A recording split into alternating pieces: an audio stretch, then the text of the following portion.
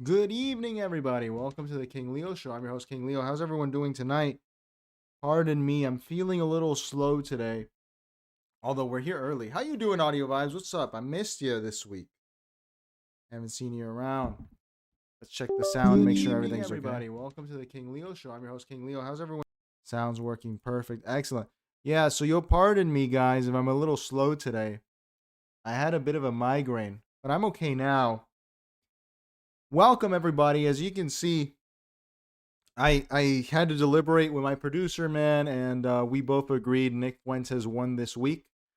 He's not a fan of him either. You know, I'm not saying that I'm hostile, but I hadn't really looked into the guy or anything, and he is. We both agreed this guy, he won the week. It's impressive. Piers dropped another episode to further humiliate himself. And it's the worst I've ever seen Piers Morgan be at. He's genuinely rattled, and I can tell you as the resident Piers Morgan expert, this is it's not good, man. It's not good. For Piers. For politics, it's interesting because I think we have the legitimatization of a new wing here completely. And this wing, I don't know how it's gonna work. Because I saw that Nick Fuentes was attacking Candace Owens and Tucker Carlson, and this seems to be a man as an island, which is an interesting prospect where you're not really looking for allies because you think you're confident in yourself, and that's a pretty cool thing to watch. It's very similar to Trump in 2016. So with that, everybody, we're going to get into it. We have a very short schizo watch, and then we have to get into a couple other stories. I couldn't fit everything into the title because there were some big revelations about the Epstein situation, which I don't like to cover because it's a little schizo, but it's fine. People are waking up finally to Erica Kirk being an evil woman, as I kept saying. Then we have to talk about Venezuela. And finally, we'll talk about Nick Fuentes and look at Piers Morgan's latest, not clip, his video. All right, so let's get into it. Let's do Schizo Watch. Before we do that, like, comment, and subscribe, everybody. It's literally free to do. I'm going to skip the plugs today just because I want to finish on time. We might do them at the end, all right? Let's go to Schizo Watch.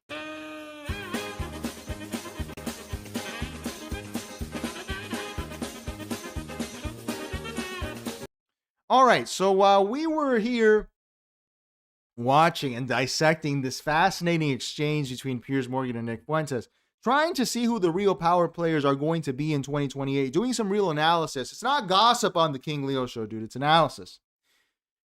The New York Times decided to host a roundtable with Charlemagne the God, who I am not a fan of. Hey, Charlemagne, why don't you go dance a little bit more for Hillary Clinton? Andrew Schultz, who I'm not a fan of either. Nicholas Kristof, who I'm not a fan of either. Ben Shapiro, who I'm not a fan of either. It's nightmare blunt rotation, dude. This was the worst. And this was the highlight that came out of it. And I know it's meant as a joke by Andrew Schultz, but I think that this is further confirmation that Fuentes' rhetoric at least has won because people are comfortable making jokes that I remember 5 years ago you would have gotten in real trouble for it. And it's really odd to see because as someone who grew up in the 2000s, we used to have this kind of edgy humor, and then it just died out for 5-10 years. And now it's back. Bob Iger has to worry about the NFL and ESPN and the massive book of business he has in front of the FCC chair. Yeah. And so... I'm just gonna. I hear you because So the answer to what should we trust the media should be a resounding no, based off everything I'm I hearing. don't, can I make Right? a Like that. Can we also just stop saying the media? Correct. Because I You think it's too much of an umbrella term? Well, okay, it's too broad. Like, we're let's get all in specific. the media, Let's get but we specific. all don't do the same thing. Let me Okay. play the president. Let's say here what for we just a really want moment. to say. The Jews. No, I'm sorry. Oh my God. Stephanie, we're joking here. It's just Okay. a joke. Ben is If laughing. I can laugh, we all can laugh.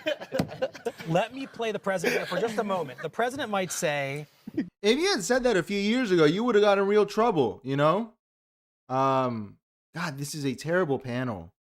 The New York Times, I can't wait for these people to go out of business. I think it might happen unless the state helps them out. What an insufferable... Imagine thinking, I think this is the guy from Pod Save America. Imagine thinking any of these people are worth listening to. Thank you, Charlemagne the God, for informing me of your opinions on media. We as I always say, man, this is what our elites are doing We live in hell. We live in the gutter. Ridiculous. Let's catch up with the chat. How you doing, CMR? Watermelon, okay. Bullhat, what's up, man? Leo got his ears lowered. What do you mean? What do you mean? What happened to my ears? All right, let's continue. What else we got? We got here some AI slop because AOC apparently splurged $50K on pricey hotel stays, dining and renting at Puerto Rico concert venues where Bad Bunny performed. Now, my question is, that's actually not bad, the price. Is Puerto Rico really that cheap? $50K for hotel, dining, and concert venue? That's pretty cheap. I know that a lot of people say, oh, she's not supposed to do that because she's a socialist. That's pretty cheap. And what I liked is the AI slop. Imagine how many gallons of water were used to produce this.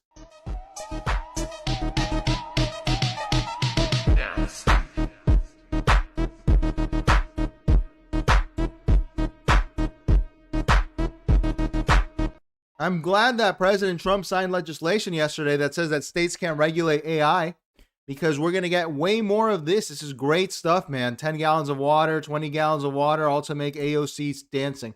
Let's continue. This is very Trump focused today. Trump expected to sign executive order reclassifying marijuana to Schedule 3. This would not decriminalize the drug, but would lessen the criminal penalty significantly.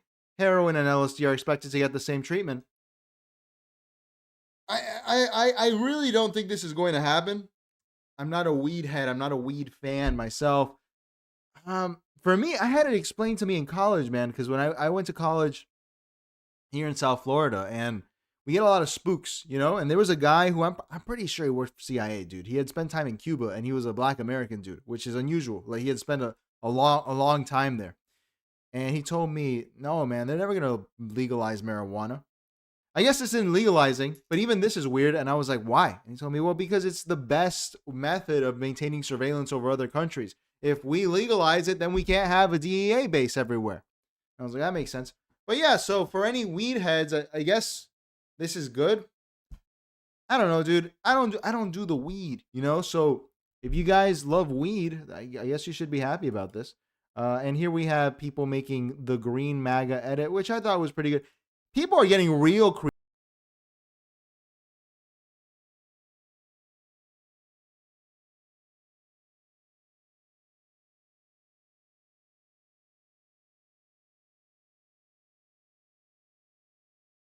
To any MAGA folk, and I really do debate this. What was the point of getting this man elected, dude? He has not done anything.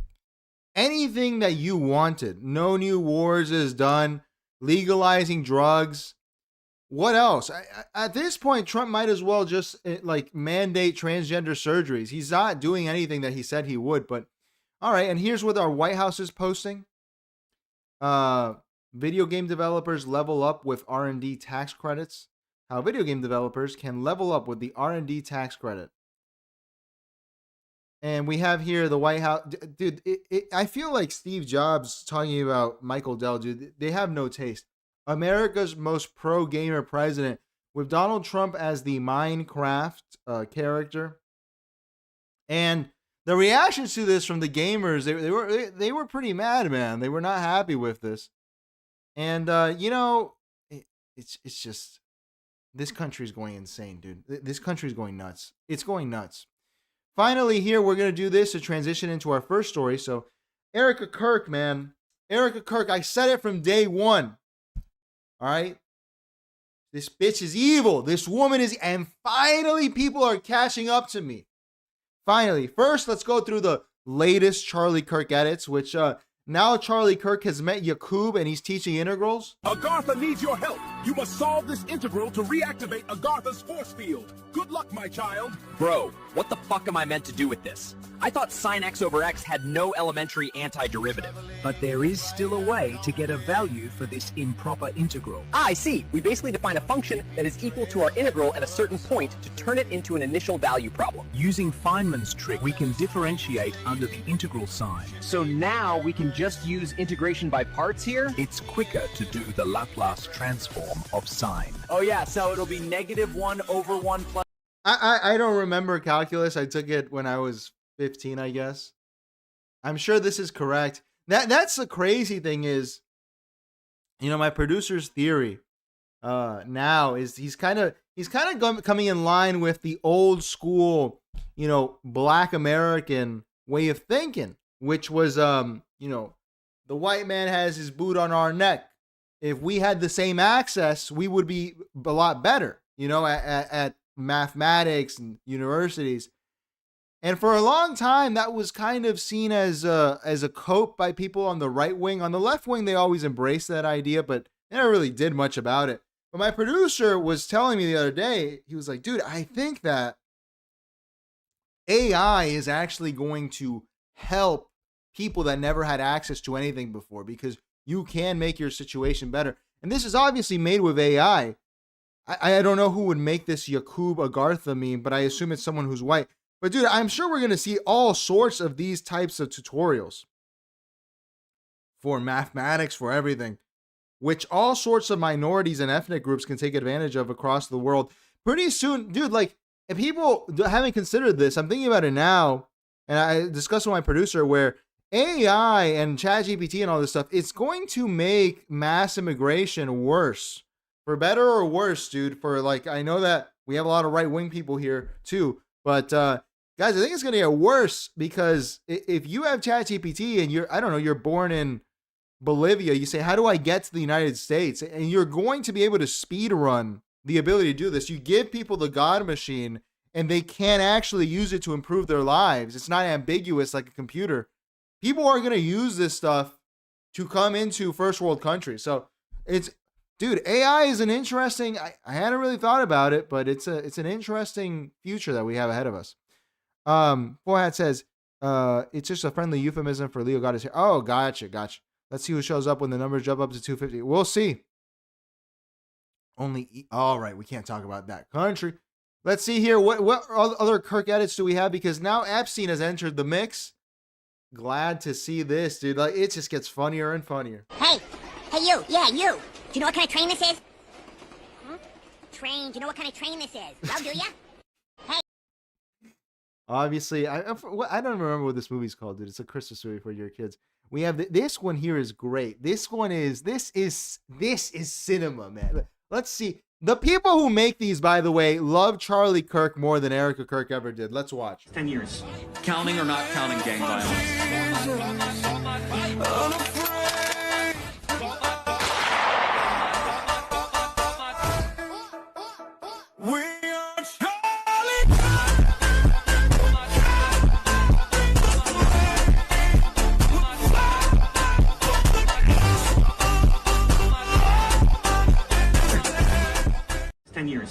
Counting. Great stuff. This is good use of AI. This is pretty funny, man. This is pretty funny. CMR says, why can't you talk about it? No, it's not that we can't talk about it. It's we can't literally say those words or they will take down the stream. It's happened before. So that's why we can't really say the words. YouTube will flag it.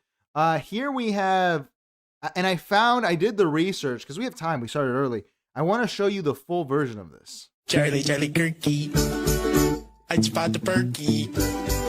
Charlie Kirky. I wouldn't be surprised if children start singing this song. We already had other people like Aria tell us that her daughter is singing "We Are Charlie Kirk, we carry the flame." And this, I thought this was just a Twitter meme, but it's actually on YouTube. It's called Charlie's Barnyard Song. And it's 2.5 minutes. Let's listen to a little bit of the beginning and the end, man. Like, this is the level of postmodern irony we're living with is awesome, man. It's awesome. Charlie Kirk. Charlie Kirk. Charlie Kirk. Charlie Kirk. I'm working out on the barn. I just shot 5 of my pigs. I am working on the barn. I gotta sell my crops. I am working out on the barn. I am in red clothes. I am not Santa Claus. I am simply in the barn.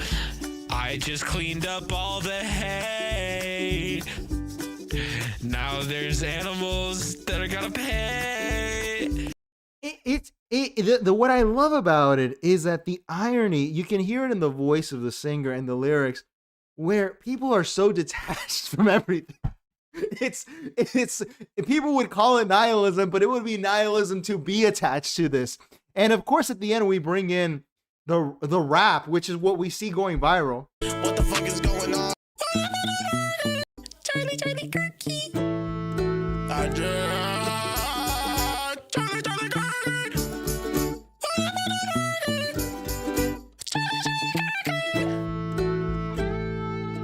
Charlie Kirk, man, he just popped the perk, then he fucking died in Utah, man. I'm tweaking.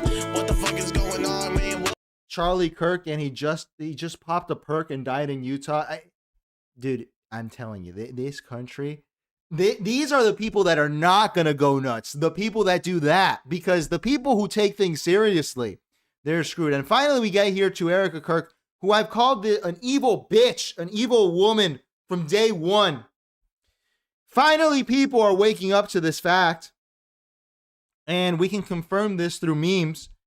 This is not frivolous, dude. This is not Schizo Watch, which we use to retain our sanity. Here we're using this because when I saw one of these memes, I was like, okay, this is good. People are starting to ridicule Erica Kirk. This means that we can finally stop pretending that this stupid witch of a woman actually gave a shit about Charlie Kirk.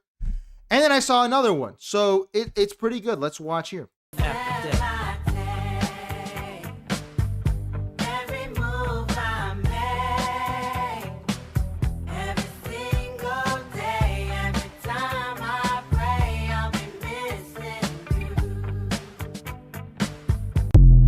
It's about damn time. This evil bitch is... Dude, this woman, I've never seen a grift like this. Let's see the other one. People don't understand how hard it is to be a professional widow. You don't understand how strenuous the tour schedule is. And I need everyone to know how sad I am. I'm so sad all the time.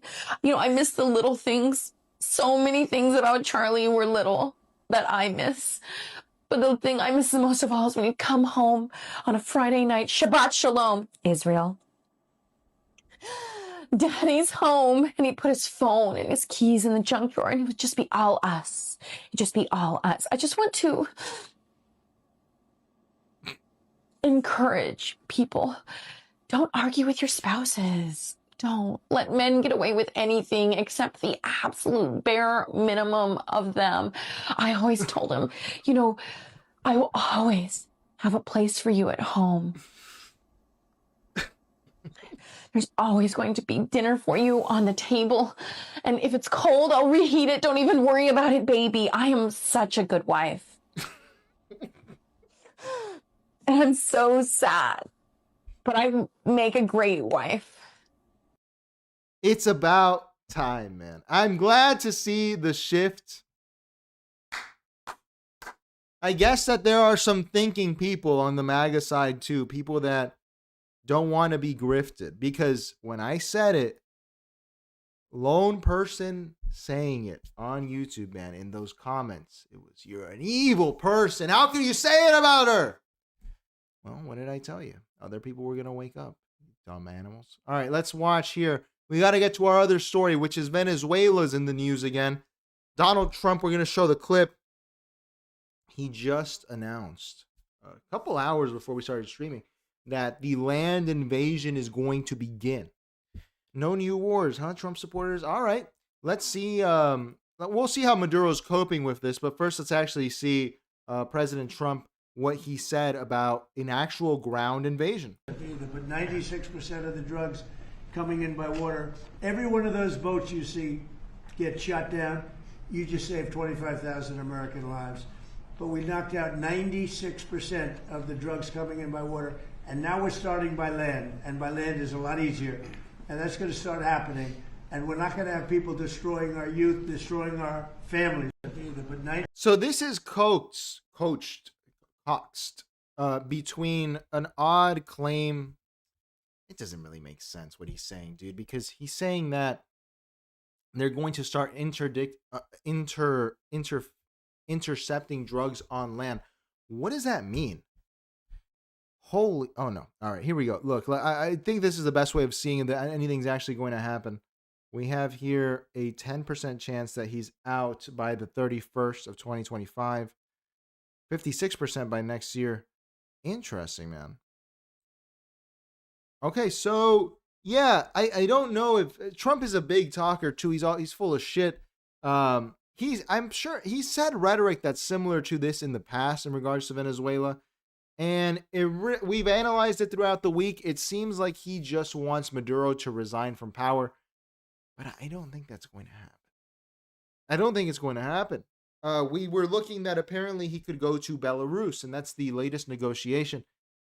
I don't know. This is becoming a very complicated situation because if you start blasting people out of the water with drones to intercept drugs, and then you say you're going to do it by land, I mean, does that mean drone strikes on land? Is it really just an upgraded Pakistani type program, which like Obama did? Or are we going to actually have troops on land to intercept drugs? And does that mean actually stepping foot on the sovereignty of Venezuela? I'm not sure here, dude. This is a situation where I'm kind of putting my hands up at this point. I'm very confused as to what Trump is doing. But what I can tell you for sure is I'm confused about how normal people, normal Trump supporters are falling in line with this. I saw this moron, the misfit patriot, saying that he supports this because fentanyl killed his brother. So if Saddam Hussein had fentanyl, it would have been okay. The conservative has no principles, man. No principles. I'm not saying whether this is good or bad. I actually think it's going to happen at some point within the next 4 years. But conservatives, no principles. Let's see how Maduro's dealing with this. So this was after the Americans intercepted the Venezuelan oil tanker, which we saw earlier this week. First major escalation that we've seen in a while, because first it started with the drone strikes, and now they seized a ship that was going to Cuba with Venezuelan petroleum, which is damaging both to Venezuela and Cuba. I was more shocked by it than I should have been. My producer brought me back to earth, and he was like, dude, isn't this what they do to Russians? I was like, yeah, you're right. It felt like a major step to me.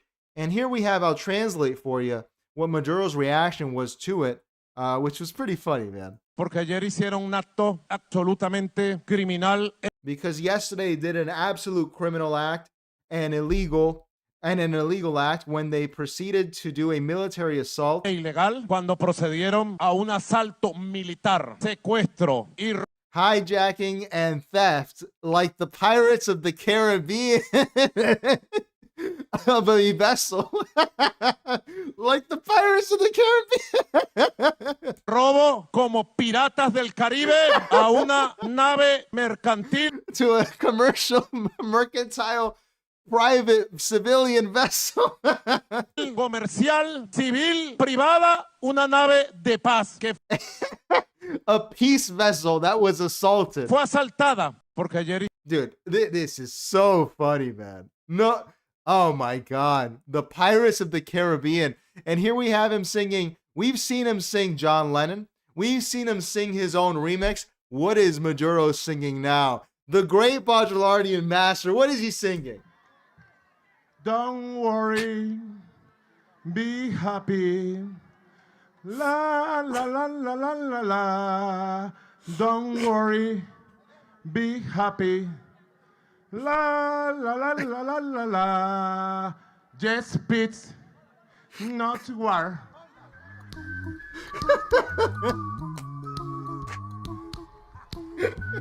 Peace and love.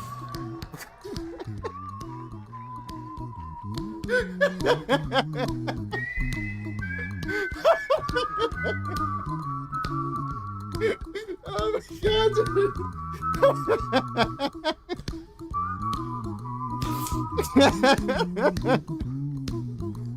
Here's a little song I wrote. You might want to sing it note for note. Don't worry. Be happy. In every life we have some trouble. But when you worry, you make it double. Don't worry. Be happy. Don't worry. Be happy now.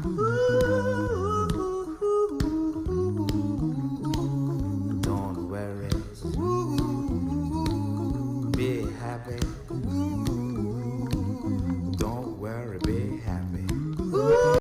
Yes, peace. This man, it has become the GOAT. Like, look, you may have your differences with him politically. This is the greatest counter reaction to American threats I've ever seen in my life. Is the Bobby McFerrin estate going to sue because of the use of this song? This is so funny, dude. Look, look at this guy has a hat that says fisherman. If Saddam Hussein had done this, he'd be alive. This is like the ultimate boomer hack to not get invaded. Just sing boomer tracks that everyone respects at minimum. We went from Imagine to Bobby McFerrin. Dude, I'm impressed. I really am. I did not know Maduro had this in him. How can he do this? It's either he's a genius or he's an idiot, but either way, he wins. Look at this. He's dancing out here with the grandmas. Here's a little song I wrote. Da da da da da, note for note. Dude, come on, man. How can I bet you he's at his most popular rating within Venezuela ever. This is, let's see here with the audio. Don't worry. Be happy. La la la la. Yes, peace. No war. No crazy war, no crazy war. Oh my God, dude, come on. This is the greatest thing ever. I don't know if this neutralizes Trump, but this is pretty funny. Let's catch up with the chat.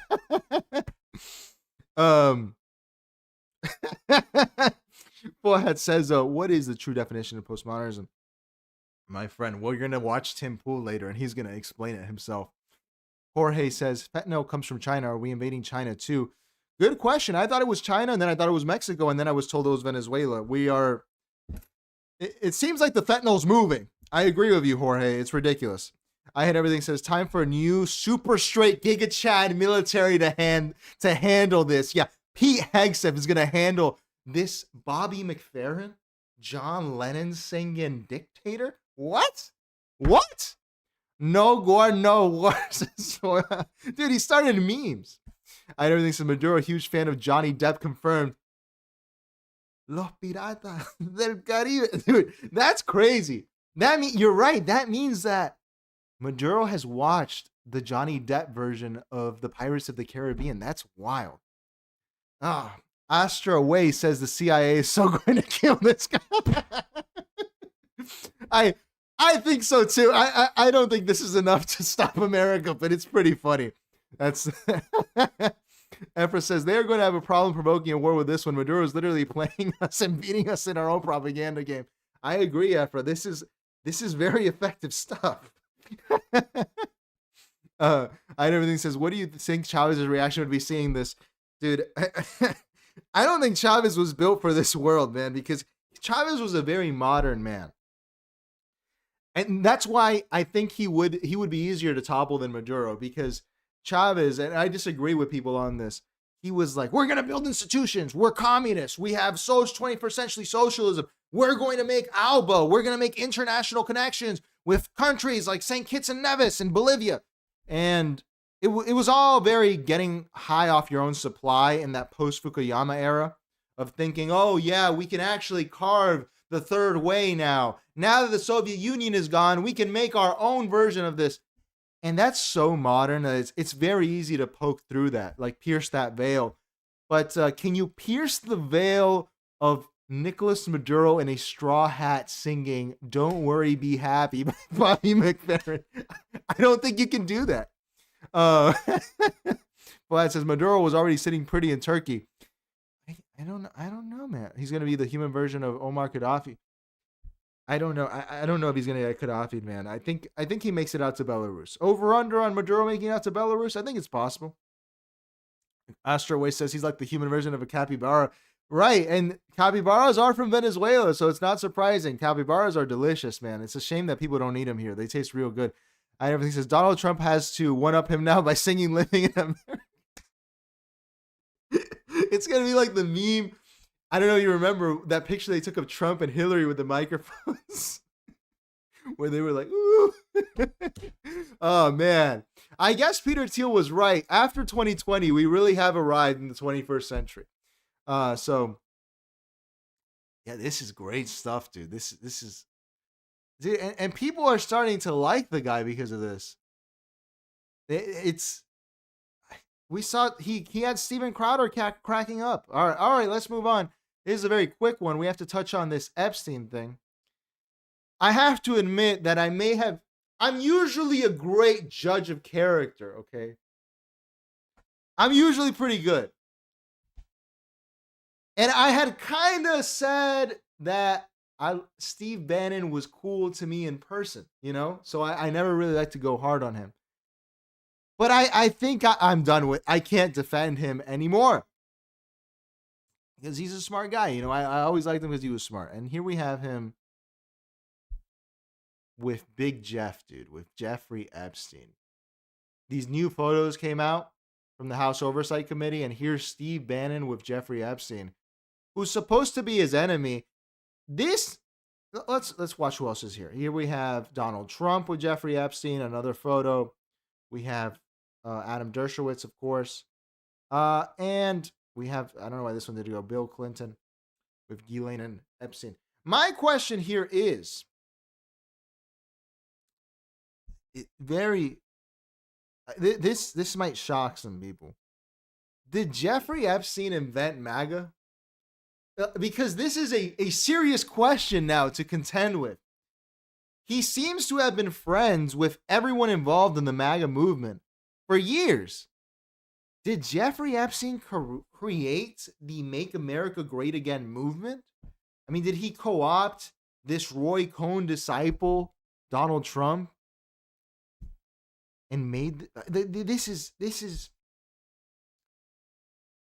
I think Jeffrey Epstein might have made MAGA. You know, I think he may have been behind it. Is that dark? Is it light? I don't know, but I think if you're a MAGA supporter, man, you might be a Jeffrey Epstein fan. All right, everybody. This shocked me, man. I was like, wow, Steve Bannon got down with him. When I met him, he was perfectly nice. I swear, he was very nice to me, Steve Bannon. And now even that is like kind of freaking me out, you know? Was he trying to get me on that island? You don't want to be on that island. He was a nice guy. But now I'm thankful that we didn't, exchange information. You never regret not exchanging information. You do regret exchanging information sometimes. So, Steve Bannon, dude, this is some fascinating stuff. So, if you're a Trump supporter, bro, you might be an inadvertent Jeffrey Epstein fan. All right, guys, let's move on here, and I'll catch up with the chats after this. And here's another one. Look at this. Michael Tracy's pretty funny. Bannon and Chomsky, a historic summit that could have only been facilitated by one man, Jeffrey Epstein. This one here kind of tripped me out because it really goes to, as someone who's not a George Carlin fan, I find him to be juvenile and sophomoric. That whole "it's a big club and you ain't in it" stuff. Dude, how are Steve Bannon and Chomsky this tight, These people should hate each other in theory, and this is what we try to do on the show, pierce through the kayfabe. And look at them behind closed doors, dude. Really something. So let's get here to our main story. You guys know that King Leo, dude, if I find a horse, I am going to beat it to death. All right. And I will keep beating it. We did it with Zoran, and now it's with Nick, dude, because this has been a great story. Thank God I was born after cars were invented, man. They walk around in the 1800s like, King Leo, why are you killing all these horses? I beat them till I'm done with them. I like buying new ones. So we're beating this dead horse of Nick Fuentes' appearance on Piers Morgan because it's great. How you doing, Aria? And And let's start with this one over here, because there's some spicy language in these here. As we said yesterday, as we saw yesterday, Roseanne Barr came out with the worst video I have seen in a long time, saying that Nick Fuentes will get on his knees and apologize to the Jewish people for what he's doing. And there's more rhetoric like this coming out. But in addition to that, Chuck Schumer is trying to pass a resolution to condemn Nick Fuentes and his platforming by people like Tucker Carlson. I don't think I've ever seen that in my life, of the Senate or the House trying to censor a personality like this. That's like an online personality. And he responded to both. So let's start with his response with Roseanne. As I said, by the way, this guy won the week, man. Whether you love Nick Fuentes or hate him, he won. This is it. This guy is the winner. Oh, man, my nose itches. What else is there to say? Who else won this? Hears looks ridiculous. No one's taking his side. The people that are mad at him most are the people that are in the establishment that wanted him platformed to be humiliated. Donald Trump is over. Dude, all of this is fucked. Everything is fucked. And this guy comes out on top. I see him a lot as a Joker figure, dude. A chaos agent that won. He won by default. So let's see him how he's responding to all of these people who are scrounging, still angry at him, like Roseanne. And they're ridiculous. As I said, dude, it doesn't matter whether you love or hate the guy. When you start telling people they need to get on their knees and apologize to any community, that's insane. So let's see what he had to say about it. Warning for the foul language that will probably be in this. So my message to Chuck Schumer, fuck you. You should be grateful. But the thing is, they're never going to be grateful. They have to be fought. They have to actually be put in their place. I saw Roseanne Barr. Roseanne Barr said he's going to be on his knees begging the Jews. Roseanne Barr, you need to be put in your fucking place, okay? You're a guest here. Newsflash, you're a guest here. This isn't a Jewish country. This is a Christian country. This country was not founded by Jews. Jews didn't write the Constitution. Jews didn't write the Declaration. Jews didn't fight in the American Revolutionary War. Europeans did. Christians did. You're a guest. You need to be put in your place. You disgusting fat bitch. No one is going to be begging Jews for anything because Americans would rather die on their feet than live on their knees begging to anybody. She goes, you're messing with the God of Abraham. You're messing with God. His name is Jesus Christ. That's who you're messing with. She goes, you're messing with the God of Abraham. You're messing with Yahweh. God's name is Jesus Christ, actually. That's the God of this nation. That's the God of your nation. That's your king, too. As a matter of fact, he's especially your king. He's the king of you people. He's the king of the Jews. Okay, so the ending, you can... I'm not sure I agree with everything there. But it's a succinct response to... Dude, look, Roseanne Barr... I didn't even know she had any cachet politically, but it seems like it went big enough that I saw it and other people saw it, including this guy himself. And, the rhetoric is obviously very strong. I'm not sure what percentage of the colonial military was Jewish, but, I'm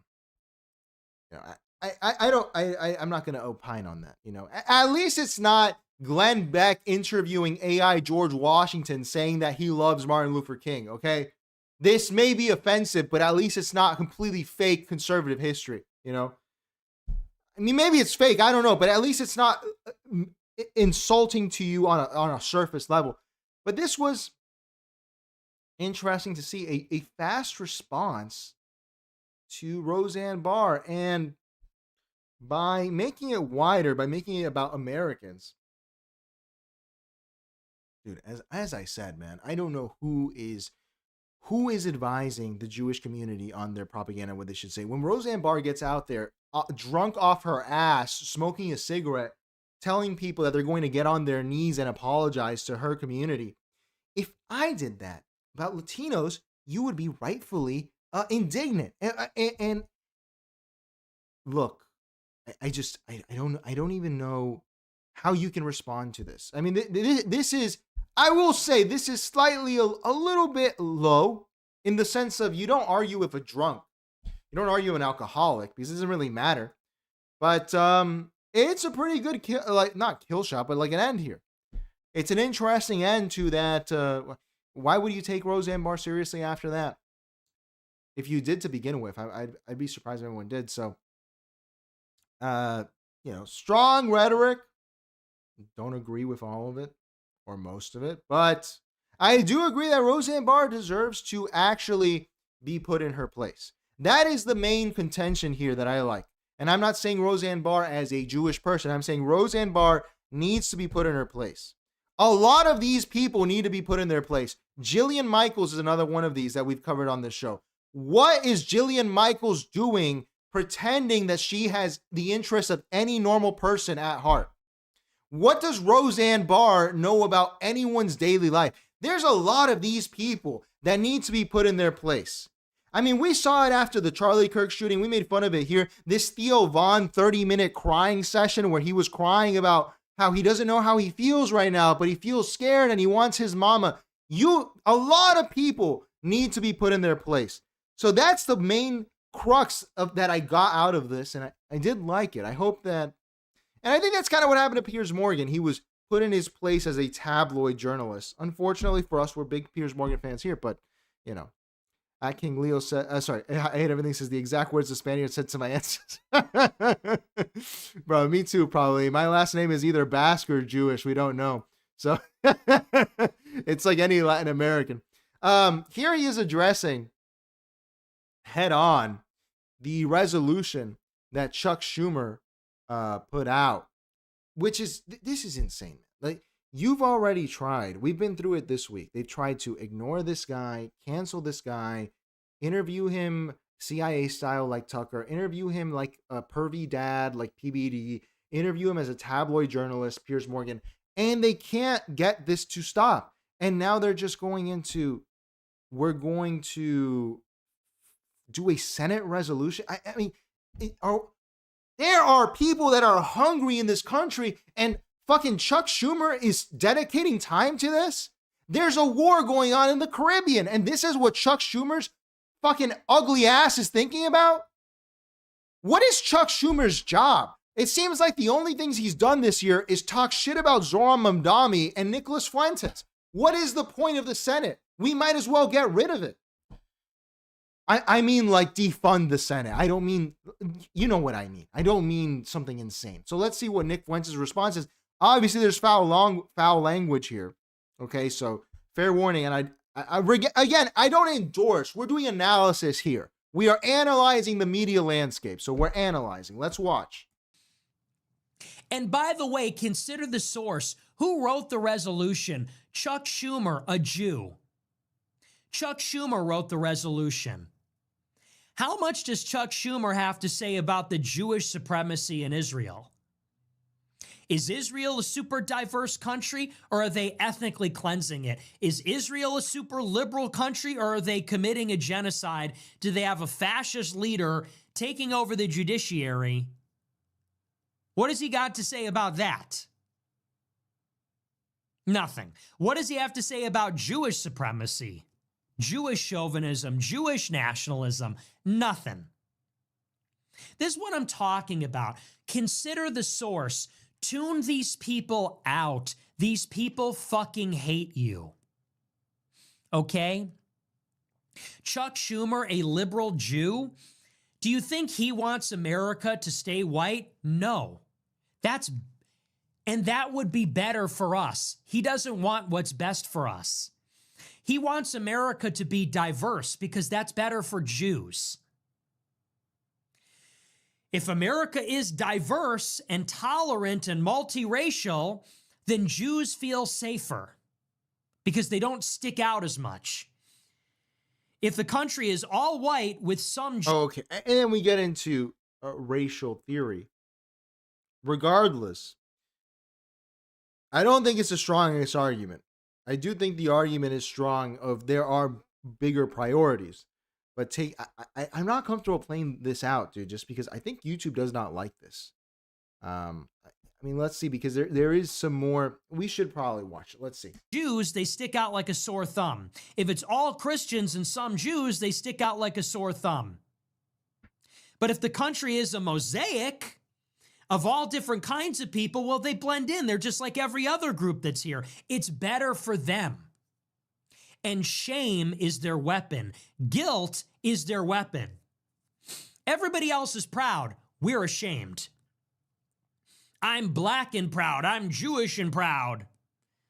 I'm Mexican and proud. I'm Asian and proud. But you're white and you need to be ashamed. I'm black and I'm proud. I'm beautiful. We invented everything. We're the greatest. Good for you. Attaboy. But you're white. You're evil. You're a piece of shit. Fuck you. You're Hitler. You're white supremacist. And that is being weaponized against us so that we accept this. But that's not going to work anymore because things are materially getting worse for white people. So I don't feel guilty when I'm losing, actually. Why would I feel bad? Why would I feel guilty when you hate me, you're taking things from me, you're making my life worse, you're making society worse, you're destroying my heritage, my civilization, what it means to be me, and I'm going to let you make me feel bad about myself? Why would I do that? So I think there's a lot of anger in this response here. Which I guess it's because Fuentes is talking to his audience, right? So his audience is going to be angry at Chuck Schumer based on, a lot of Fuentes' audience is not a big fan of the Jewish community. However, I do think that there is a wider, because look, I don't know if this is this, for any of the groypers that have joined us, is this a Fuentes fatwa? Is this a groyper war as it's known? Does this mean that Chuck Schumer will be harassed online? Because I feel like he's already harassed online.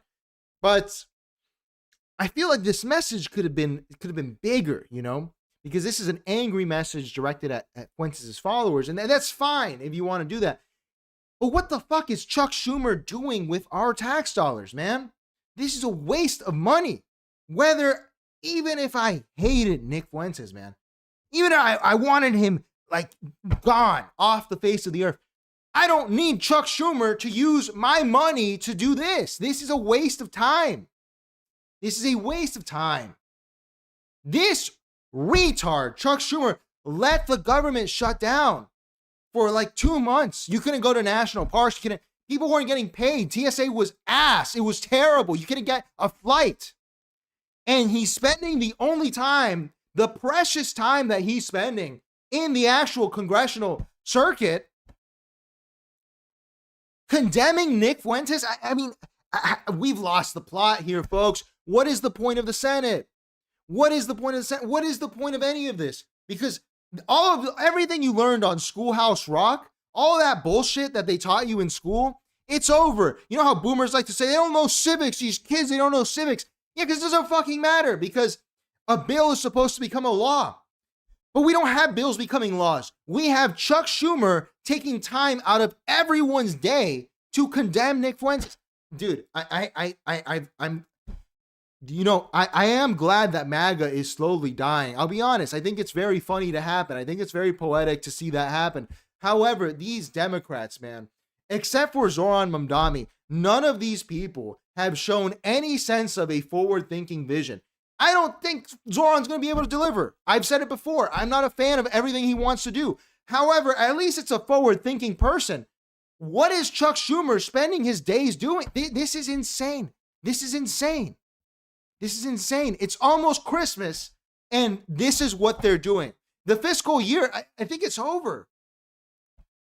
And this is what they're wasting their time with. It's ridiculous. Aria says, Fuentes isn't white, so should we get him out then, using his own mentality? I don't know, Ari. I think he identifies as white. And I actually saw a clip of Nick Fuentes saying that race is a social construct. He said it's biological and a social construct. And I was like, what? Interesting way of thinking. I and everything says, I think MAGA is more evolving than disappearing. We'll see. Let's get into that after we watch some Tim Pool, man, because Tim Pool on Piers, it's very funny because Tim Pool, he's realizing the world he created, this postmodern hell. And I think he hates it because it's killing MAGA. So here we have another response to that same thing. But it also includes a swipe at Piers that I really liked, which is pretty funny. Because it confirms what we said earlier this week and all throughout the week that Piers failed. Piers was the final test, and he failed at striking this guy down. We're also going to be talking tonight about the new resolution introduced in the United States Senate to condemn me for anti-Semitism. Get a load of this. The Senate Minority Leader Chuck Schumer has introduced a resolution to condemn me for, among other things, saying that Hitler had aura. And I'm not kidding, that's in the text of the resolution. That's in the legislation. It says, in the actual text of the resolution, he said Hitler has aura. That's why they're condemning me. It was proposed by Chuck Schumer. It is co-sponsored by every other Democrat in the U.S. Senate. I didn't even read that part because I read an article about it. Can you imagine that that's what every Democratic senator is doing right now? All of them took at least 10 minutes to consider putting their name on this resolution. Or an intern or someone put it. This is insane that they're spending their time in this way.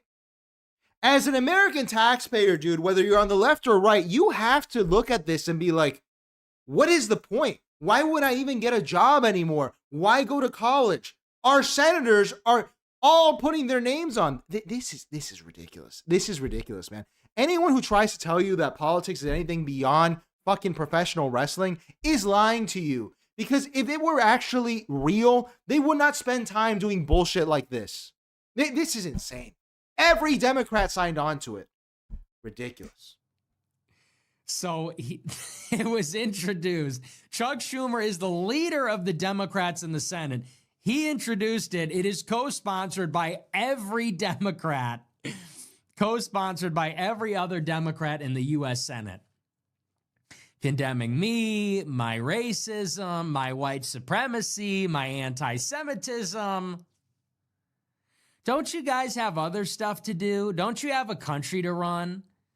Aren't we like $38 trillion? See, and this is the argument I preferred, and he also gave it. But he ended with the anger. This is a day before when it actually happened. He ended with the anger, which is, it's all right, but this is the argument that I prefer. This should be on the front page of every newspaper, dude. Like, they should have it out there saying, hey, I know your life is in shambles because the economy is shit, but don't worry, our senators are hard at work, all attaching their names to a resolution to condemn an internet guy. Excellent. Thank you. In debt, and we're at war with Russia and China and everything. And why do you have time to do this? Every member of the Senate co-sponsored it. I don't think it will pass. I don't think that John Thune will bring it to the floor, but nevertheless, a powerful rebuke of hatred and bigotry in America. When they run out of options, this is what they do. I'm too popular. I'm too famous. They can't ban me. They tried it. They can't lie about me. They tried that too. They can't interrogate me. They tried that on Monday. It didn't work. So now they run it up the flagpole to the upper chamber of the legislature. They run it up the flagpole to the Senate. We can't ban him on YouTube. What are we going to do? Call Piers Morgan. He failed. What are we going to do? Call the Senate. It didn't work. Call the Navy. Or how about we just stop supporting Israel? Could we? All right. And that's pretty funny because it confirms what we've said on this show forever, which is that Piers Morgan is kind of the final boss. Can Nick Fuentes be the final boss? It's impressive. It's impressive. It's impressive. I hate everything says Nick doesn't want to mess with Randy the Hebrew Hammer. Fine. Well, let's wait till he gets involved. He might eat him. And finally, here we have this was the British media reaction to. This is why Piers is freaking out, by the way, because we're going to watch him next. We're going to do some Piers watch. Because his cohort, the people that actually are in charge, the establishment. I'm not speaking coded language for people of the Jewish faith. I'm speaking the establishment, okay? Piers has a relationship with them. He's a part of the establishment. And he was humiliated all over the internet. And he knows it, but more importantly, they know it. And they see him as, you're the final boss, dude. You were supposed to end his career. And now this is the establishment's reaction in England. This is Ash Sarkar. So final thing I would say, Nick Fuentes thinks that Hitler was cool, but I do remind him Hitler ultimately lost and had to shoot himself. So Nick Fuentes should understand that he thinks he's on a winner, but ultimately you discover he isn't. Well, you're nicer than me. I'd say follow your leader. Right.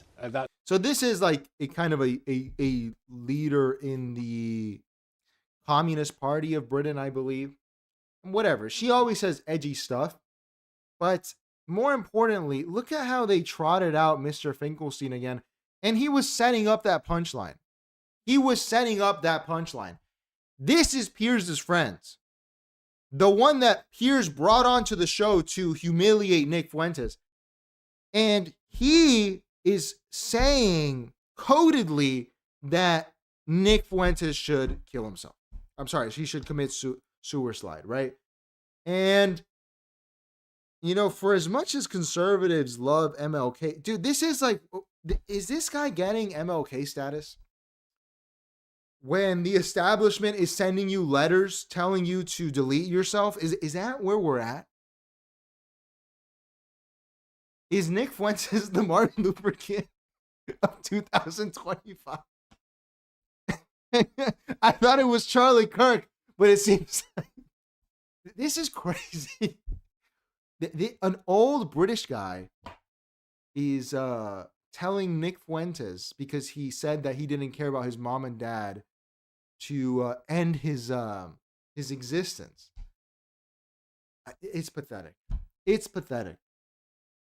And from that, we have to move on to the main story, which is Piers Morgan cannot stop embarrassing himself, dude.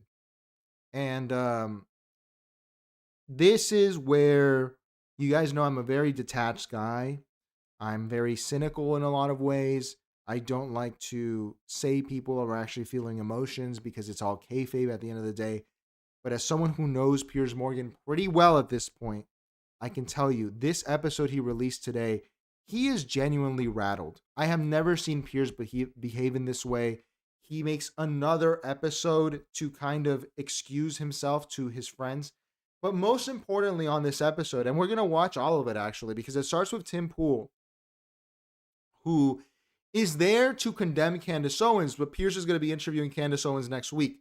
So that's just him being a circus master, you know, keeping something alive.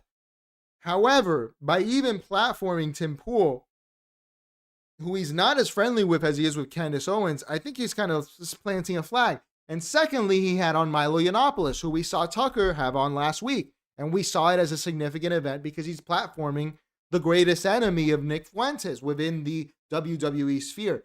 And then he has on Steven Crowder, who does not take Piers' side. The Milo interview is very interesting. And Tim Pool, let's start with Tim Pool. This is Piers. It's over for you, man. It's over for Piers. Say the N word. Go on. I am embarrassed of Piers Morgan right now. I really am. And he should go. He should go. So go. Steven Crowder, who wrote on our YouTube channel "How to Not Conduct an Interview 101." This is what legacy media is done. You can't compete. Look, you're still following the same format, and so accusing someone young of being racist is a win. You know, we had Milo Yiannopoulos on, which generated quite a bit of controversy, and I had people criticizing me for hosting him. Nick is a kind of chameleonic character. I couldn't tell you an opinion, aside from hating Jews, that if he has on Tuesday, he will absolutely for sure still have on Thursday. Call me what you want, go down that rabbit hole, whatever. Completely missed the mark. For me. The most damaging thing done, of course, was the murder of Charlie Kirk. And now the second most damaging thing we're looking at is Candace Owens burning down everything he built. I'm just going to say, starting off, because we always watch the Piers intros, is he not sleeping right or something? Because this one didn't hit like the other ones. These Piers intros, normally they're like fentanyl, you know, like you want that hit, you want that fet. This one was boring. It was boring. Piers, I don't know what, he needs to take a month off. He should have taken a month off after this to regroup. Because this is, Piers, I know you can do better. Charlie Kirk's friends and followers were united in grief and horror by his murder, but in the months that have followed, that unity has collapsed into a bruising and incessant battle over what they stand for and why. It's Israel v. Qatar, MAGA v. MIGA, Candace v. Crowder, Tucker v. Shapiro, grifters v. groypers, and notice this misstep here. Did you hear what I paused on? Piers writes these, dude. I know it for a fact he writes these. In all of his verses, Shapiro v. Tucker, what was the last one he said? What was it? Grifters v. groypers. Piers, I'm a writer. I'm a fan of alliteration. But there is a Freudian slip here, dude, which is this puts Piers in the grifter camp if he's versus the groypers. So Piers Morgan starts off his show, I don't know if this is sloppy writing or journalism, sloppy journalism. He just admitted to being a grifter and implicitly said that the Nick Fuentes coalition, the groypers, are not grifters. This is the worst writing I've seen Piers Morgan do. Boo this man, boo. On and on it goes. One major flashpoint has been the conspiracies about Charlie Kirk's killer and allegations about Turning Point USA itself, which Charlie's widow, Erica, responded to earlier this week. Come after me, call me names, I don't care. Call me what you want, go down that rabbit hole, whatever. But when you go after my family, my Turning Point USA family, my Charlie Kirk Show family, when you go after the people that I love, and you're making hundreds and thousands of dollars every single episode going after the people that I love because somehow they're in on this, no. Well, one of the influential people with very strong views on this matter, among others, is Tim Pool, the CEO of Timcast Media, who joins me now. Tim, welcome back to Uncensored. We're going to come to a really appalling incident that happened at your home. You reported this yourself in a few moments. But first of all, what is going on here with Candace Owens and Erica Kirk is causing a lot of consternation to a lot of people. You finally, it looked like to me, had enough and went pretty nuclear about this. Why does it matter to you so much to do this? So this is a serious episode. We have to start off with that. I would say that Tim Pool, normally we would analyze their dress, and Tim Pool's dressed like a slob. Yeah, he's dressed like a Brooklyn hipster who works at a coffee shop. He's dressed like shit. Why is he always dressed like shit? The hat is another issue, but no, this is a straight man. This is someone who's important. Tim Pool is an important guy, and he needs to be interviewed about Candace Owens, which we've covered this week. Candace Owens broke this guy's brain, dude. It's hilarious to watch.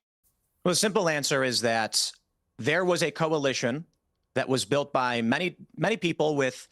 This coalition had many different political views, but it largely coalesced around a populist pro-America movement. I myself grew up very liberal, very Democrat, and like many others, found ourselves more likely to vote Republican because we saw the Democratic Party as drifting away.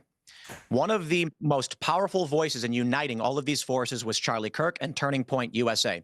I don't completely agree with everything Charlie said, nor Turning Point USA, but Charlie invited me and many others to debate those ideas. Even Cenk Uygur of the Young Turks was invited to come and speak at AmFest, because Charlie understood only when we come together and have these conversations can we actually make this country better.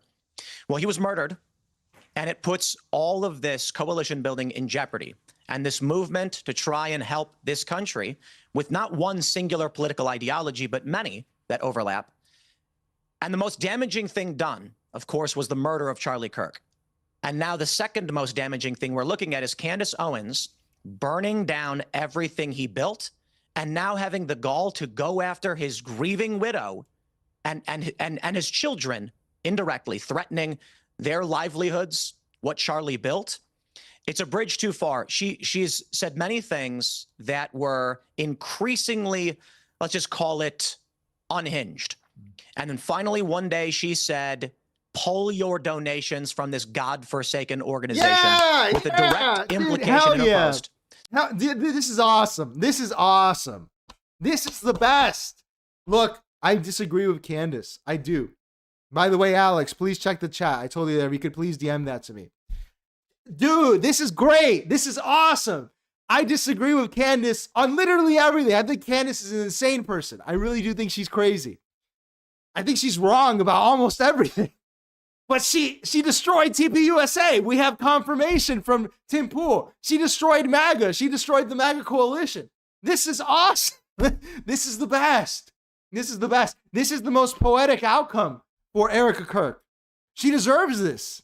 This is great stuff. Thank you, Candace Owens did what even Nick Fuentes couldn't do that. He could have destroyed TPUSA.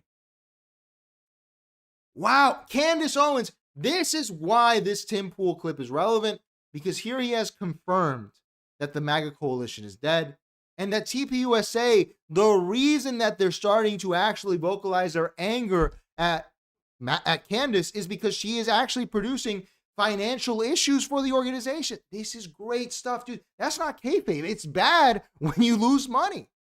Great stuff.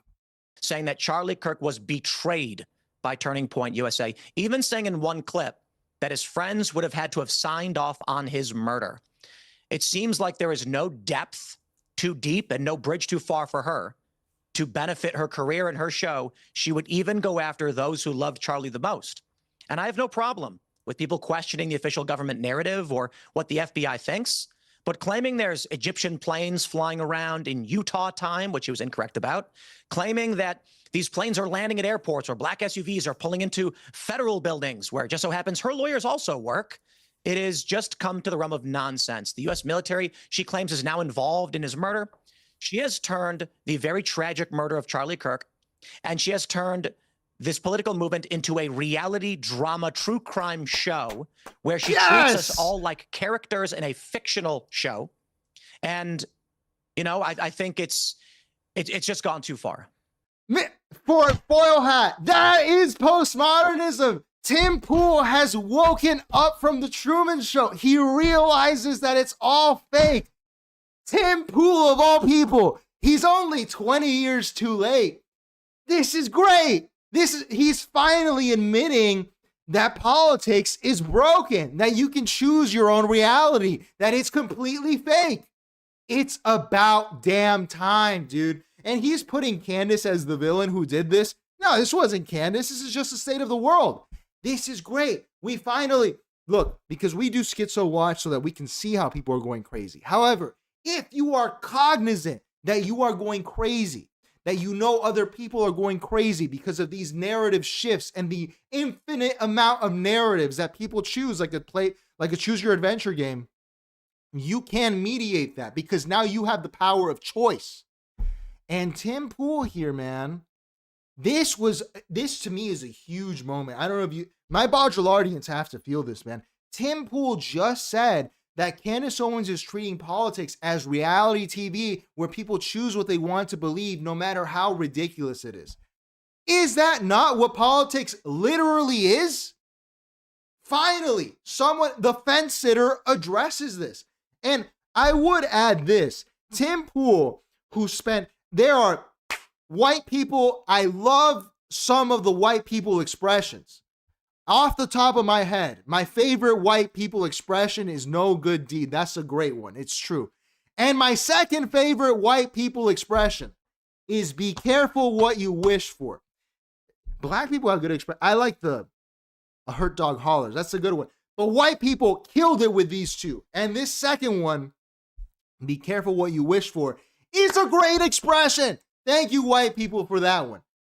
Tim Pool, you told me that we were going to have a civil war. You told me that for years, for 10 years, you were making people schizophrenic. You were making people buy guns, ammo, fucking canned food, because you said there was going to be a civil war, and now you don't like the civil war that's here? Go fuck yourself.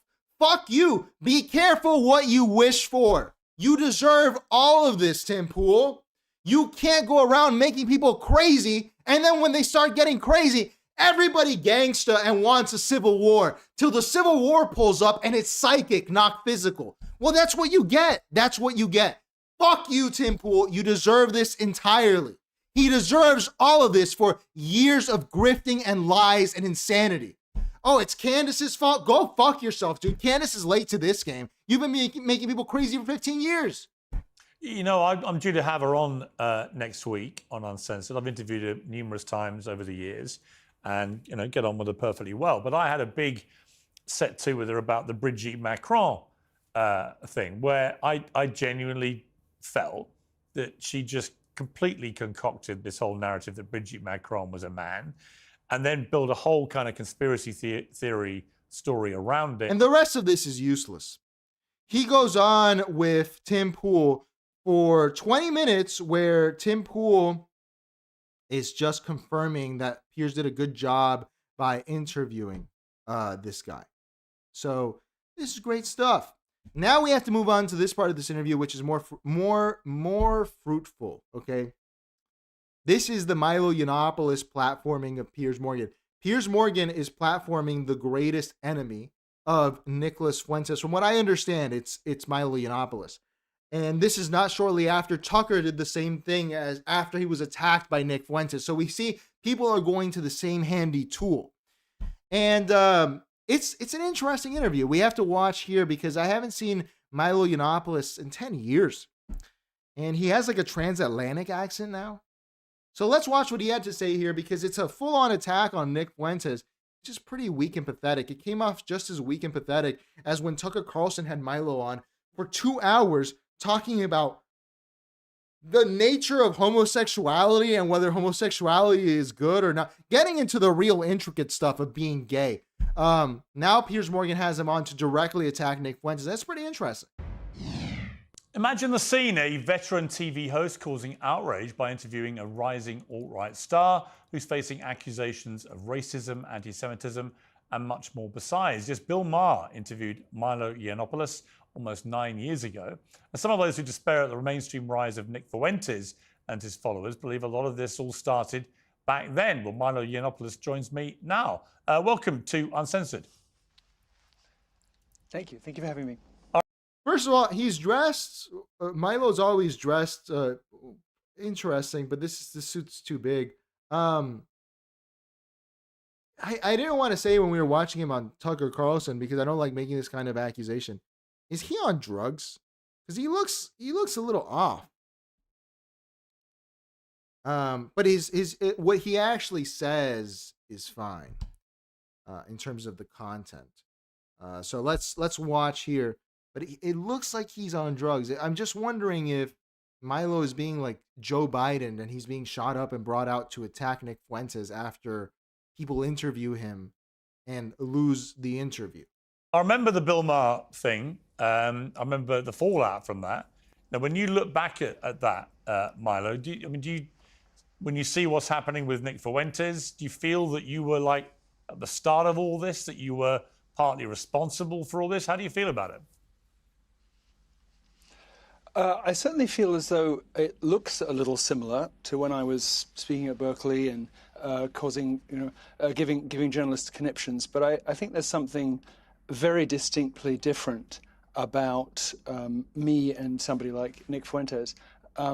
We've moved quite dramatically in America. I think one of the reasons that Milo is such a tough weapon to use against Fuentes is because he visibly does not look great, He's lost a lot of his ability, man. This was a very powerful speaker. I remember, dude, I was in high school, and this guy was a big deal in 2016. 2016, wow. It's going to be 10 years since then. The last good year. What a great year that was, man. 2019 was a good one, too, but damn. 2016. All right. Here's Milo. He's not talking as coherently as he could. He doesn't look great. So I just feel like he's not the best tool to use to attack Fuentes. It's unfortunate because it kind of feels like talking to a veteran or something, right? Where you remember this guy, you know, I had my political awakening probably, late high school, right? And you're like, wow, what happened to you, man? We were buddies in Korea, man. What's going on? It's 1970. Are you okay? Like this guy he does not look good. America toward a sort of, I would call it something like an epistemological crisis. 10 years ago, we had positions. There were people with intellectual hinterlands who had opinions and who were consistent in their political beliefs. I don't think Nick Fuentes really believes in anything at all. And I think it's partly a result of the press spinning out of control to attack Donald Trump. There are all kinds of etiologies for it. But I think it's quite a different moment we're experiencing now. And I think he's quite a different... I see in the chat people were saying that he has cancer. Oh, and that's unfortunate if he actually does have cancer. I have trouble believing Milo with a lot of this stuff, but if he does have cancer, I pray for him. That's sad. And Arya says he is cross-eyed. How can anyone look at him normally? Is he cross-eyed? I just feel like his eyes are moving in weird directions, Arya. But if I don't know. He could be cross-eyed. But that's unfortunate if he has cancer, man. Dude, this brings me back, man. Like, I remember 2016. It was great, dude. Like, there were the Bernie people on campus. I was just having fun, dude. I was a kid. I went to a Clinton rally that they were doing on my campus because I took high school at a college. And I went in there, and these guys ripped off their shirts. And they had the Bill Clinton rape shirt that... that Alex Jones sold, and they started yelling, "Bill Clinton's a rapist," and I was like, "What the fuck?" You know, these are like 40-year-old dudes, and I'm here like, "What?" And Hillary Clinton looked at them. I was standing next to the guy, and she's looking at them, and I'm like, Hillary Clinton almost saw me. What the fuck? Dude, that was a crazy time. What a magical era. That was a great era. Phenomenon. I mean, I interviewed him at length and put to him a number of more controversial things that he said. He doubled down on most of it. He unashamedly said he was racist. He explained why he was racist in a very racist manner. He was blatantly misogynist and unashamedly so. You know, he kind of hedged round about Holocaust denial, but I suspect, as some people have said since, he was playing a sort of arch satirical game with me about that, so that he, you know, he could say later he didn't really mean it. You know, how much of what is going on with him is performative? How much of it, you know him, you used to hang out. And here we have, this is even more inappropriate. And by the way, Milo handles this pretty well. More attempted psychoanalysis with the other person gone. He did it yesterday with Dr. Phil. And now he's seeing and Milo will play along. And Milo, I gotta say, it's pretty respectful. It's pretty respectful. Because, dude, engaging in psychoanalysis, he still does it to an extent. I guess you're on Piers' show and you're there to be an attack dog. You're there to attack Nick, so you have to do it. But it's not as gross as it was with Dr. Phil. So I'll give him some credit for that. He does say some things, but, you know, when someone's not in the room, don't do this. With him and Ye and others, how much of it is real? How much does he really believe? Well, I tried to befriend Nick because I wondered if there was anything to save there. And so I became, I suppose, something like a mentor to him for a couple of years. And it turned out that there really wasn't. He's a person who just wants to hurt people. And I couldn't find, you know, it was like nailing jelly to the wall. I couldn't find any consistent or you know, substantive kind of core to him in any way. I mean, Nick is a kind of chameleonic character in media. On one day, he'll go on a podcast hosted by an African-American who has rappers on, and he'll say, oh, I love immigrants. I know illegal immigrants. No, they're not bad people. And then he'll come on with you where he feels he's on surer ground, and he'll sort of do the smirking, double down kind of mischievous routine. He's he's a very gifted speaker. He's obviously got very high verbal IQ. He's a very charismatic person. But having observed him and having known him for a little while and been on the receiving end of some of his worst behavior, he's something distinctively different, as I mentioned before, from the provocateurs of a decade ago and the decades before that, in that he is, I think, emblematic of Gen Z, really, in being quite a pure and sort of terrifyingly pure nihilist. And really, I couldn't tell you an opinion, aside from hating Jews, that if he has on Tuesday, he will absolutely for sure still have on Thursday. And that can't be a good thing. I couldn't perceive it because Piers is pretty stone cold here in his face. I don't think that he's very pleased with what Milo's saying, and we'll see why that comes in later. Because, dude, I think that this is a pretty fair statement. I don't know. Like, it's not, I'm comparing it to yesterday. I'm doing a relative basis. What they did with Dr. Phil was disgusting, what Piers did with him. This, to me, seems like couched. It seems like sort of respectful, sort of psychoanalysis, but not getting too into it. But Milo just looks like a fucking mess, dude. And this is not helpful for the circus master, because I what other reason would Piers Morgan have Milo on? I'm sure he called Tucker after and he was like, Tucker, the gropers are attacking me. How can I stop them? And Tucker was like, oh, well, you gotta interview Milo. And maybe he didn't know much about him. But he looks like a mess, man. And this is not good optics for wrestling, dude. This is like if you bring someone on that's supposed to be his biggest enemy, but he's a little mouse. You know, he can't really lay it in there. Arya says, Milo said in October he could have a brain tumor. Not sure what to do with that. Okay. That would be unfortunate. Brain tumors are bad. And, you know, you mentioned that you're the son of a woman, your mother, who was born in Germany, who was Jewish. I suppose it begs the question, knowing how apparently anti-Semitic he is. I mean, he's constantly attacking Jews, constantly accusing Jews of running the world in a malevolent way and so on. Why would you want to hang around with somebody like him? And indeed, Ye, for that matter, who then began spewing anti-Semitic content. Well, Ye is in a completely different category. I mean, Ye is a generational, a genius. I mean, he can speak for himself. He doesn't need me to speak for him. These two people are in completely different categories. I think that maybe to British ears, some of the discourse in America can sound really just baffling and horrifying and hateful. And it's important to understand what's really going on. Whereas 10 years ago, we were sort of saying things to be mischievous and naughty, provocative, and to push the boundaries, that now has sort of evolved into a less ironic kind of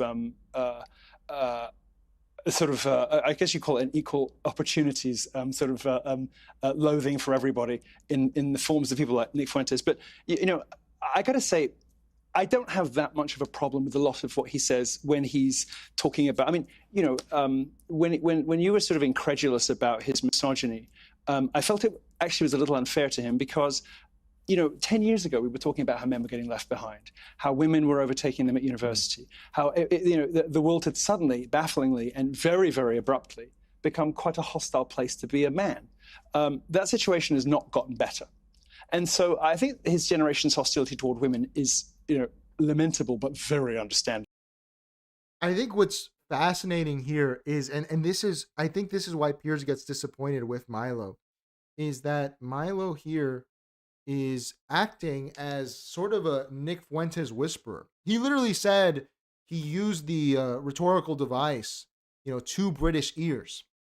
He's explaining, this seems to me to be something that Piers Morgan should have done before interviewing Nick Fuentes instead of hosting panels with Jerry Springer people yelling at each other about Nick Fuentes. He could have done his research, because it's not hostile. That's what I found so fascinating about it. He's not being completely hostile to Fuentes. He's giving him empathy. He's saying where he's coming from. And Piers just wants an attack. He's like, you talked to Tucker about being a homosexual for 2 hours and you can't attack Fuentes for me? And it's just ridiculous. Like, I think that this guy, Milo, man, I always thought more of him. I thought he could do something else with his life, because he was a very talented speaker 10 years ago. But At this point, he could become like the Nick Fuentes interpreter or something. That seems like up his alley. Arya says Milo is legally blind. He has macular degeneration and myopia.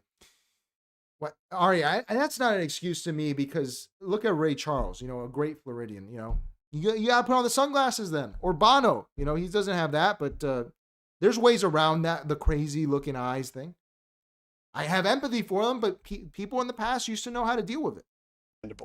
And, you know, when he comes to talk about, you know, what he would call Jewish power, there is a discussion to be had there that has not been had for a very long time, because people have been, you know, spooked or intimidated or threatened into silence because of a you know, an event 75, 80 years ago, which has been, you know, weaponized against I think, legitimate debate about, for instance, what the state of Israel is up to. I think it's really good. I mean, and I got to tell you, I really give you a lot of credit for breaking with the establishment on Israel, and you know, coming up with the opinion that you have, which I think is the correct one. But it was very difficult up until about 5 years ago to speak plainly and honestly about some of the most appalling behavior of the Israeli state, because you knew what was going to happen. You knew what you were going to get called. And I do think there's some value to having a character like Nick. I'm not a fan of Nick's, but I do at least see some positive benefit in, if you like, the wreckage he's left behind. But the problem is that, you know, his groypers, his fan... And look at where he cuts off. It's been pretty complimentary, but he was going to do, and I was curious what he was going to say, but Piers interrupted it, sort of a meta-analysis of a meta-political analysis of Nicholas Fuentes and where he fits in the political scene now. I would have liked to hear that, Piers, but you interrupted him, because that would actually be like sort of deeper thought. And that's not really what Piers is looking for here. He's looking for attacks. And it would have been interesting to hear, because I would like to know what people who are in the scene actually think about where Nick stands politically in terms of his position. What is he, a kingmaker? What is he exactly? But we got cut off because Piers Morgan doesn't want to hear that. Thank you. Club.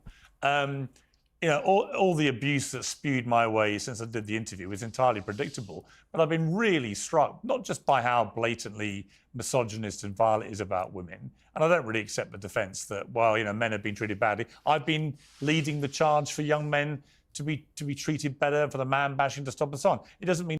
This was I'm not familiar with Piers's game on this. I did not know Piers...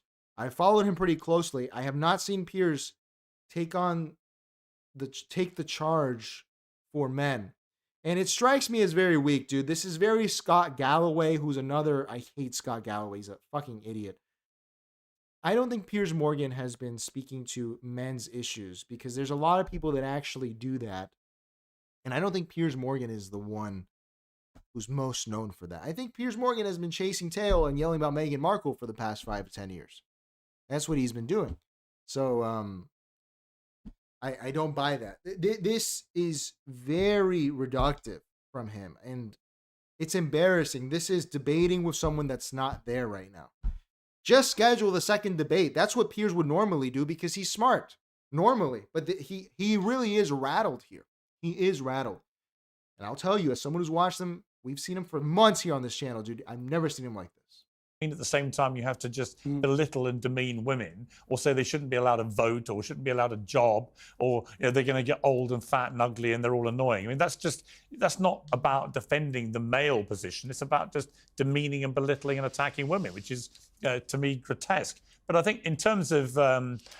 It does look ugly, but you have to understand it in the context of a very heavily feminized society. I mean, we have speech codes in the workplace. We have exams rewritten to favor girls. I mean, it's not just that women are pulling ahead in university. I mean, women really have, you know, engineered the world against men. And I'm not saying that I like the tone that some of these Zoomers take, but do I understand it? I sure do.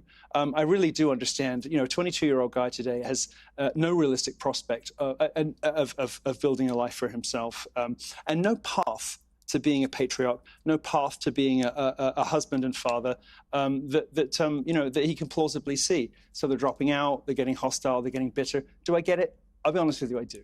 I do understand it. And what about his racism? He just admitted, yeah, I'm a racist. and then explain why he doesn't want to be walking around near black people. So he lost on that front. I think he was expecting Milo to jump in immediately on his side and say, yeah, he's a sexist.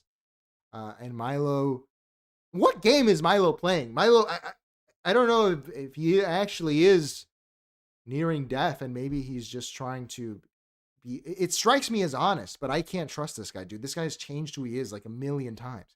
He's a chameleon himself too. But now that Piers sees I have failed to elicit a negative reaction towards Nick on this front, let's see if we can get him on racism. And I thought this part here was pretty silly. And so on. I mean, he articulated perfectly what it is to be a racist, where you want to be away from people because of their skin colour. Don't you think everyone feels a little bit... Don't you think everyone feels just slightly like that? Maybe he's an extreme case in the wake of George Floyd, and perhaps their frustration is with the white liberals that made it happen or whatever. But, I mean, there is a phrase, I hope it's okay that I use a safer version of the word. There's a phrase in America at the moment, Negro fatigue.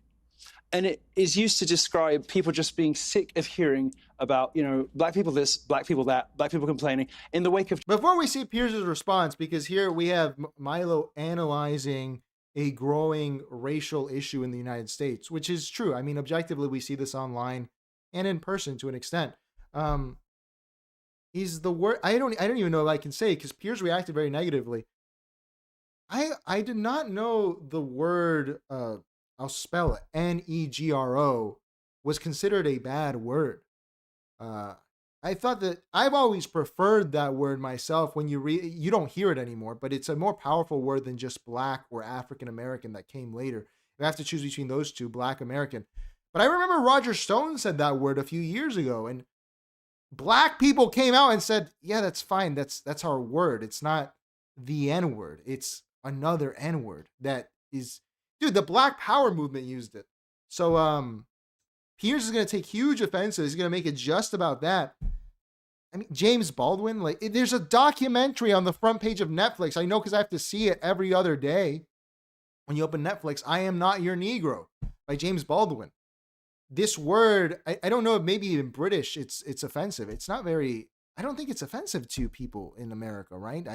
I was just wondering because I was like, is this word offensive technically?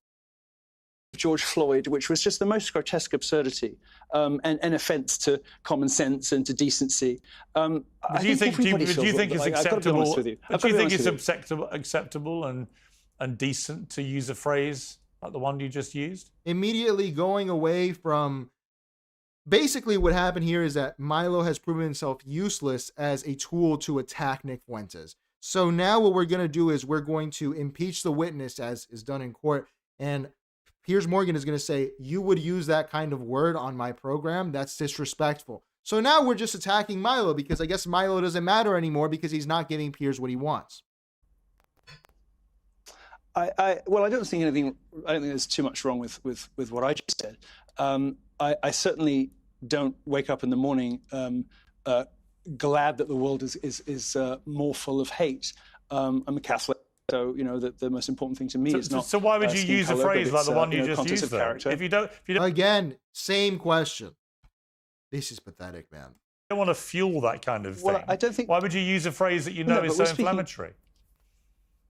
Well, there are much worse versions of that. I was using a sanitized version out of respect for your program.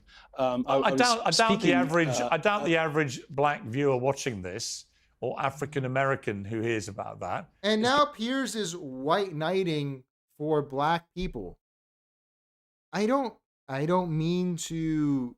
Guys, I don't think black people care about that word. I don't use that word because it's not common, right? You say black nowadays or African American. But just because it's antiquated doesn't make it offensive.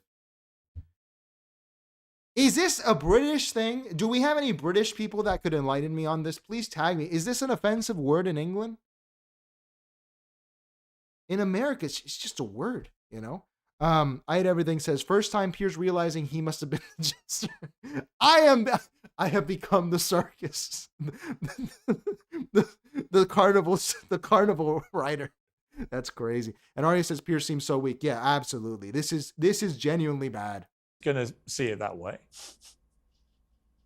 I think they'd rather be called what I said than. And also, Piers is the woke is dead guy. And he's getting offended on behalf of black people. All right. Have somebody who then have white people kind of tied up in knots, not even sure whether they should call them African American or black, because these things are sort of, used as a sort of ever-changing linguistic weaponry against one race in society. Look, I mean, you can get waylaid and go down on a tangent about that if you want. What I was trying to explain in an anthropological way, it was explain to you, how people are feeling in America, and it's not just 22-year-old far-right racists that feel like this. It's not. Well, what I'm struggling to do, if I'm honest with you, it's, Milo, I'm struggling to see where you are different to Fuentes, other than you speak. And now look at this flip. Now it's, you did not give me what I wanted. Tucker promised you would attack Nick. Why aren't you attacking him? So now I'm going to say that you're racist because you used the word. It's so silly. It's so silly, dude. Because you use the word. Now I feel self-conscious about saying the word because Piers, I never thought that was a bad word. Because spick is a bad word. You're not supposed to say spick for Hispanics, right? But I don't give a shit when people say, whatever, besides the point. And now it's, you're no different than Nick Fuentes. Because you've proven yourself useless to my purposes, which is to denigrate Nick Fuentes while he's not here because I clearly lost this debate. So, pathetic, dude. Just a plain, just explosion. Ridiculous. In a posh English accent. I mean, you've basically agreed with everything he's been saying while saying, I don't agree with him. No, I mean, I think there's a big difference between somebody who is leaning into animosity and hatred of others and somebody who is observing it happening, sympathetic about the origins and lamenting the fact that it exists. I mean, I don't think the tone that I'm taking, irrespective of my accent, is anything like the way that Nick talks, and I think the comparison's slightly silly. Well, because I think you can just because I can understand, because I'm empathetic to this group of people, and because I think that now and again they have a point about things, doesn't make me Nick. It means that I can perhaps understand that group a little bit, sort of see where they're coming from in some respects. And making friends with Nick was my intention was if I can have one foot in that world and one foot in the sane world of everybody else, maybe I could help bridge the gap there. It turned out not to be the case because he's let's say not a bridge builder, but what is it specifically you don't agree with him, isn't it? Again, what don't you agree with him on? So now he's trying to frame to the audience that these are the same people. This is ridiculous, man. I had everything says Piers might have to get Valentina Gomez back on the show to regain his honor. Oh, and Robert's here. Thank you, Robert. I appreciate the super chat, sir. How you doing? Happy Friday. Thank you, Robert. You're the best, sir. Let me write you here. Thank you, sir. Appreciate you. How's Nevada? How you doing? You doing any gambling this weekend? Well, this is sick. You're not supposed to do this. I don't like it. I don't like it. What is it you don't agree with him about? Okay, and adding the ad, Piers knows where they add these ads. Oh, they're not the same person. Sure, okay. I think he has a reductionist and grievance-fueled view of the world that explains almost everything that's wrong with America, geopolitics, the economic state of his generation, and the fact that he can't get a good burger. It all seems to be the Jews' fault. And there are some things that, now and again that do strike one as unusual, whether it's a Jewish overrepresentation in certain industries. There are certainly criticisms to be had of Israel. But Nick reducing the whole world down to, a vast Jewish conspiracy, and it would all just be fine if we could smash Jewish power. I don't have anything remotely like that kind of point of view. Well, how could you? Your mother's Jewish. I think it's strange that you're... Jewish, yeah. I think it's strange. I'm confused as to why you seem so anxious to suggest that we're identical. It's quite... No, I didn't. And this is, dude, I really think Piers is in for it because now Fuentes has actually pointed out Piers's flaw. which is that if you take it, even if you take it seriously, as Milo is doing, if you call out the tactic, if you point out the tabloid nature of it, you're done. He literally just told them, you're trying to equate us. I don't know why you're so desperate to do that.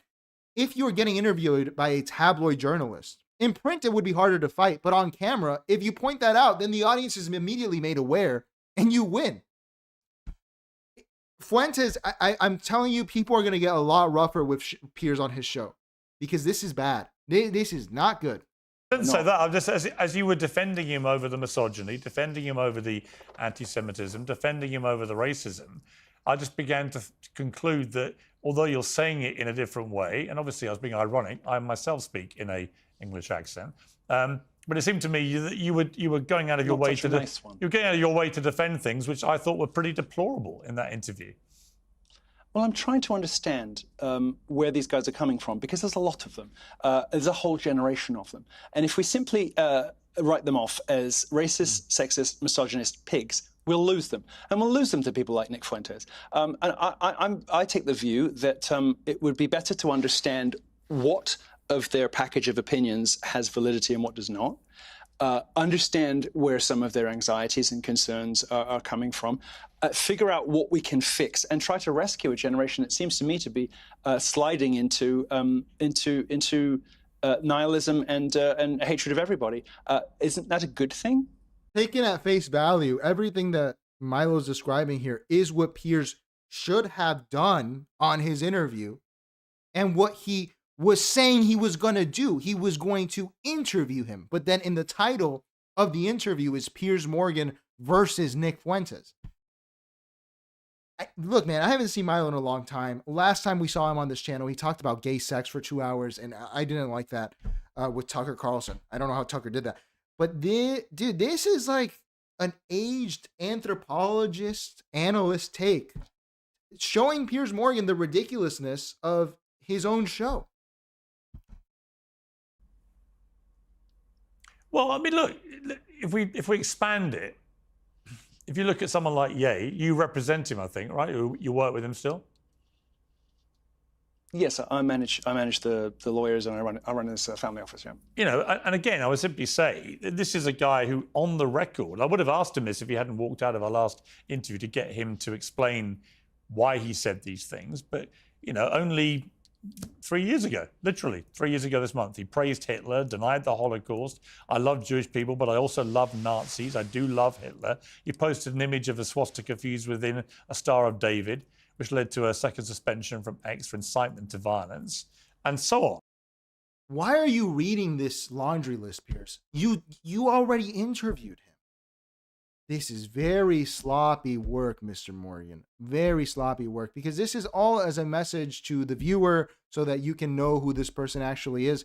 Why didn't you bring this up when you were talking to him? Why are you doing research now? I don't know if I'm right here or wrong. I think that even a normie, like a normie that doesn't comment on YouTube or go into a chat, like someone who's a total normie watching this, can see through this, dude. At least like a third of them can. They can be like, Piers, you're being ridiculous. This is clearly shoddy journalist tactics. I can see it being done. That's how bad it is. Piers is usually good at hiding the hand. Right, he then produced a song called Heil Hitler, which was banned from many platforms and so on. This is deliberate baiting of Jewish people in the most horrific manner possible. Again, I just ask you, are you comfortable working for him with that? Well, of course I'm comfortable. I mean, he's an extraordinary human being. I mean, there's a perfectly good explanation for that, which he has given a number of times. You can find it plausible or implausible, as the case may be. But the way he explained it, and he did this on a live stream, it's readily available, he said, I want to perform Heil Hitler at the Grammys, because if I do that, those words will suddenly no longer have power. I will have conquered them. I will have drained them of all of their, I forget the expression he used, but I suppose I would say something, you know, all of their, you know, their toxic, hateful, or taboo energy, or whatever. You know, the way he was articulating his artistic project in doing that, and some people will find it persuasive and some won't, was that was in terms of, like abuse survivors.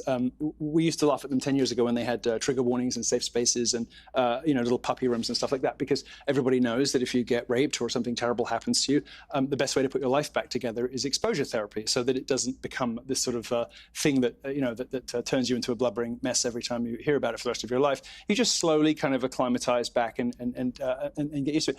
Ye seemed to be taking a similar view about some words, phrases, and opinions that have had a stranglehold on our culture for a long time. And it's funny, he perhaps hasn't read, the Holocaust in American Life by Peter Novick, the Princeton academic, who explains how that particular historical event was sort of rebooted in the academy in the 1960s and formed the basis of modern, what we would call grievance culture and victimhood ideology that became BLM. But Ye sort of seemed to instinctively intuit that this was being weaponized and. I'm a huge Kanye fan, dude. I will defend him from most things. I've been a fan for like 15 years. I love Kanye. This is a bit of a convoluted explanation for the HH song that Kanye did. But look, it's thoughtful. He's thinking about it. If you're a journalist that's interviewing Milo and he's saying this, see, it's a little mental gymnastics-y, right?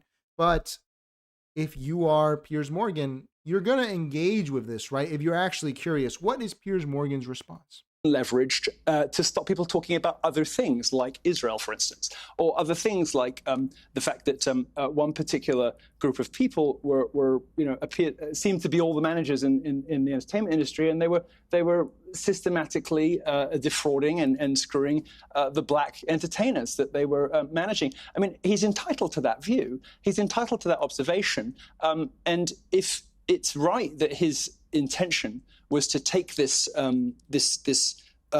horrifying taboo, the greatest evil in history, as we're all told to call it.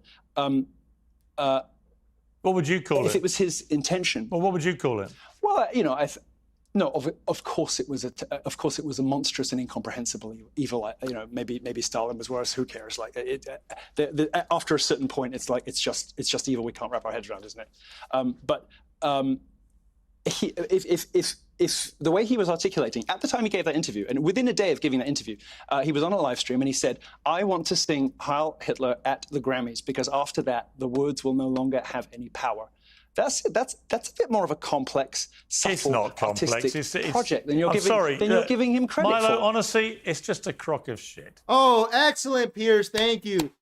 When you, for life in general, when you start to go into profanity, when you're cursing in a professional setting like this, when you're doing an interview, when you look at someone, they give you an explanation. Do you think what I'm saying is, if Piers Morgan here is trying to do essentially what a lawyer does, he's trying to be a lawyer here. He's trying to convince people that Nick Fuentes is a bad guy after failing to do this with an actual interview with the guy.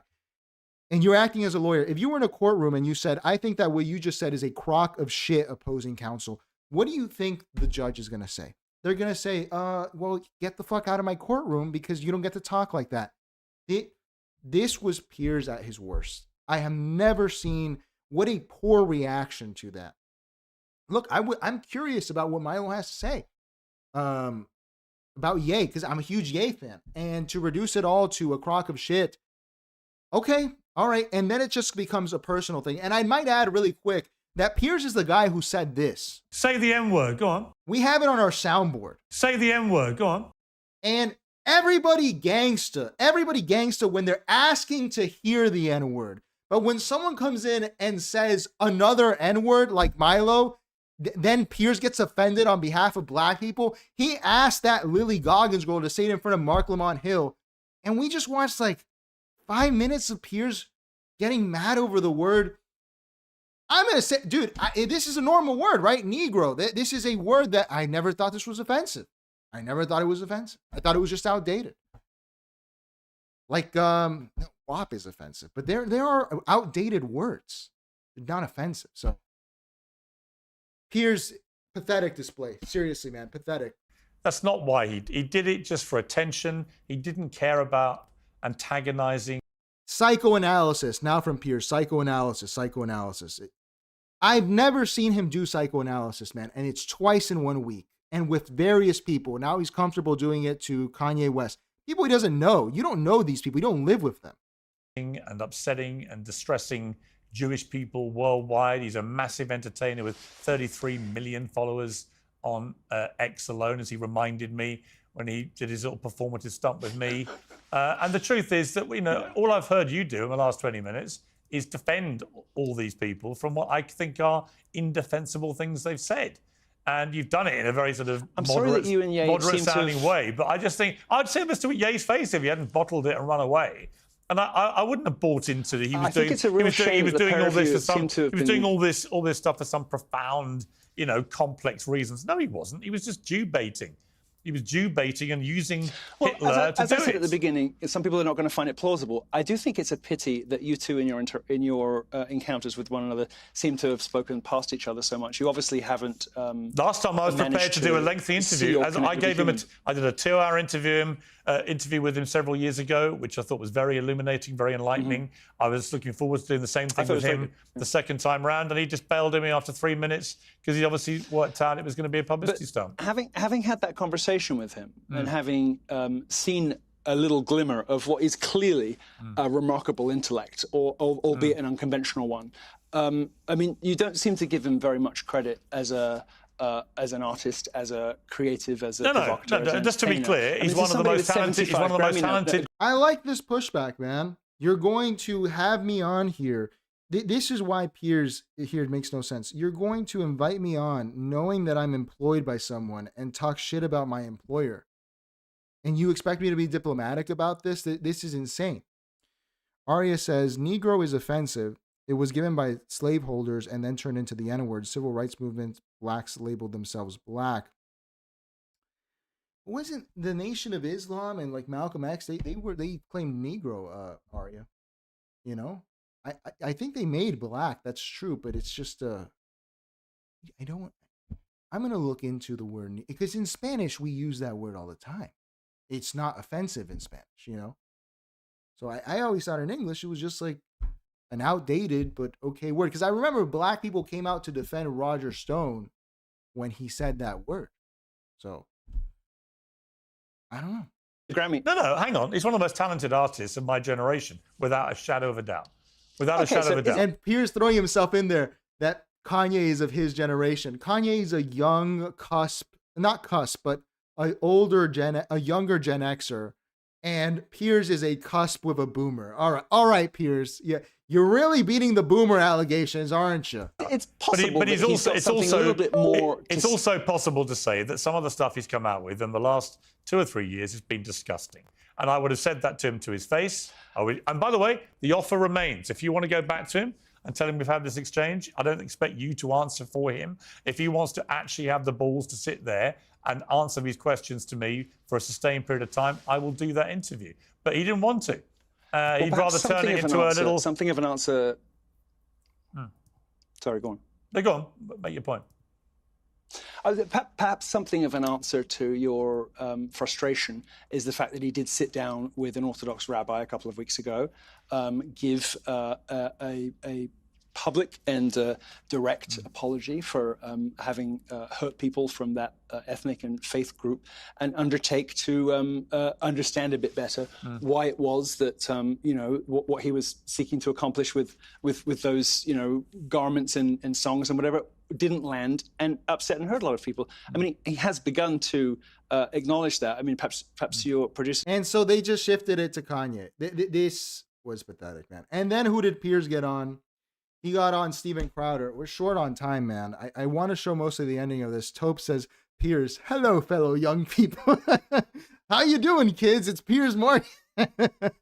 I wish we had time to watch the full thing, man, because this is because he brought Crowder on for a debate, for a brawl, because they've been fighting on Twitter about whether Piers did a good job.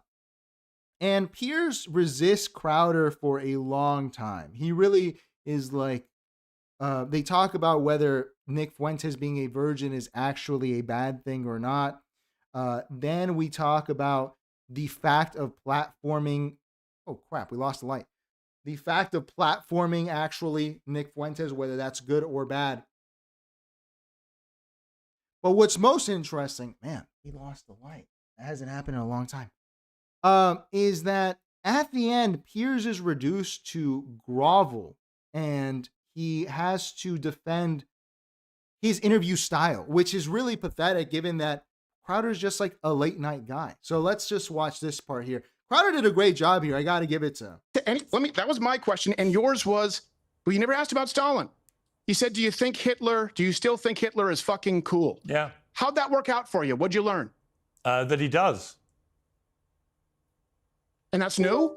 That he thinks they have nice outfits? They're Hugo Boss. No, but okay, he didn't say that as his reason.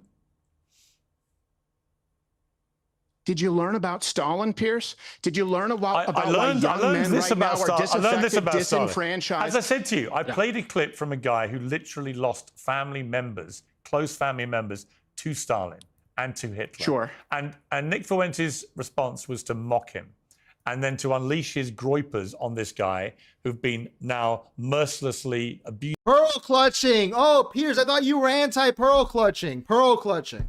Using and mocking him about the loss of his family members to Stalin and Hitler for the last 48 hours. Now, you might think that's acceptable, or that somehow I didn't push that hard enough. This is why legacy media is dying. You can't compete. Look, this is a great insult. This is why the ending is so good, dude. Is that Crowder literally called him legacy media. Piers doesn't like being called a boomer, and he definitely doesn't like being called legacy media. Why? Because he is on YouTube. He broke away from the Murdochs to launch Uncensored. Funny enough, he still has it on TV, which he fought to get it back on, but he's not legacy media, just like he's not a boomer. I don't know who's telling, because I know these from people who personally know Piers, man, who have worked with the guy. Who is telling them these insults that I know work on him? These are private things that he doesn't like being said to. It's great. Guys like Nick, guys like Andrew Wilson on your show, they've come. I mean that you were at CNN, HLN for a very long time, and you're still following the same format. And so there, accusing someone young of being racist is a win. But with people who've grown up being accused of racism, of misogyny their whole life, they don't give a shit. And so you should get to the point where you can actually understand. Here's the one thing I would say that would help. Look at this, just eating it. It's Crowder he's basically calling him old. I don't know what it is with some people that are old. They don't like being called old. You know, they don't like it. When I'm old, I'm going to be old. I'm just going to call myself old. But this is just, you can't see rage on his face because the man has a poker face. But this is the worst thing you could say to Piers, dude. He hates this kind of shit. Listen. You weren't listening to the guy, so you're not even able to lay out where you disagree and your own audience. Well, I don't think you heard that. I don't think you could have heard the whole interview either. Then, I mean, look, I'm going to go and listen to yours every in full. Last second, pillar to post. Okay, but look, for 2 hours I talked to the guy. I came with an open mind. I wanted to know whether it was performative, whether he did these things, whether he said things as a joke, whether if he did and it blew up, he regretted any of them, or whether he really means this stuff.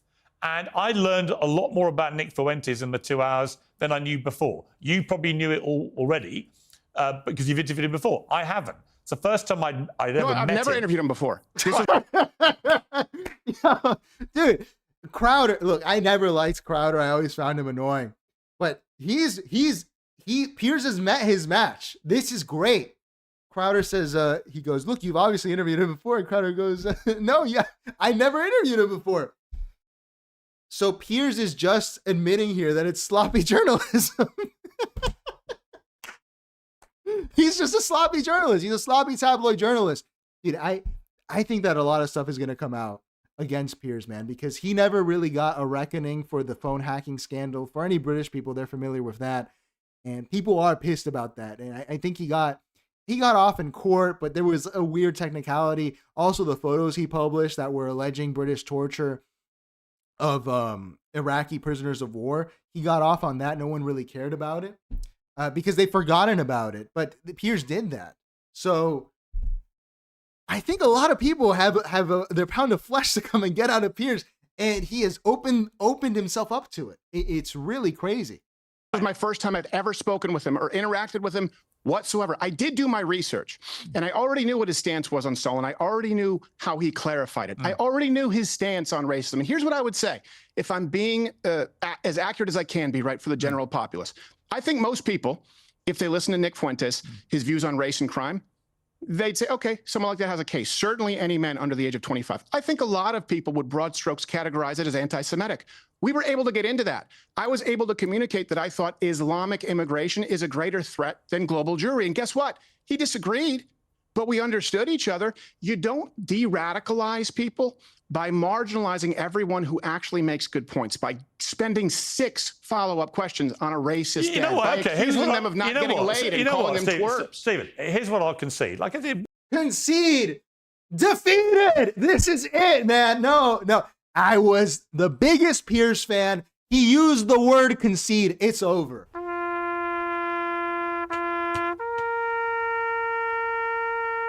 I saw my GOAT, Piers Morgan, apologize 5 times yesterday, and today he's conceding. It's over, man.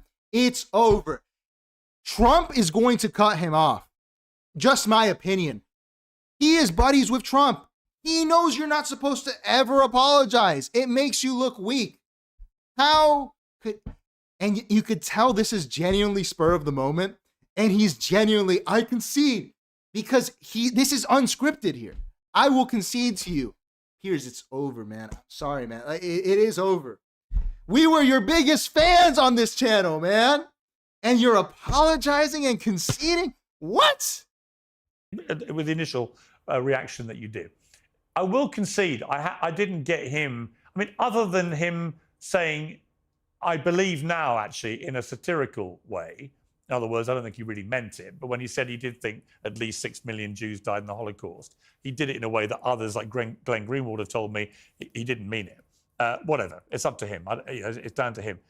I don't think I don't think I got anywhere with Nick Fuentes. I don't think I got anywhere to him changing his mind about anything. I certainly didn't get anywhere in stopping him unleashing his Groiper hounds on me or my family, whatever, I don't care. I've had far worse and it's fine. Normally I'd believe him, but given how rattled he is, I think he kind of cares. I think he actually kind of cares. If you're in the media jungle long enough, you get these pile-ons occasionally, and it's just better just to ride them out with a smile on your face. It's whatever.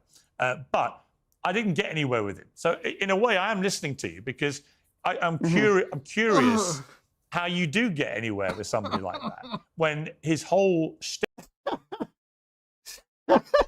He was the head of the Daily Mirror when he was 28 years old. He is a boomer journalist who worked for CNN, fucking the Daily Mirror. He was on Dancing with the Stars. A seasoned journalist who writes for the New York Post is asking Steven Crowder for interview advice live on air, and he still published this shit.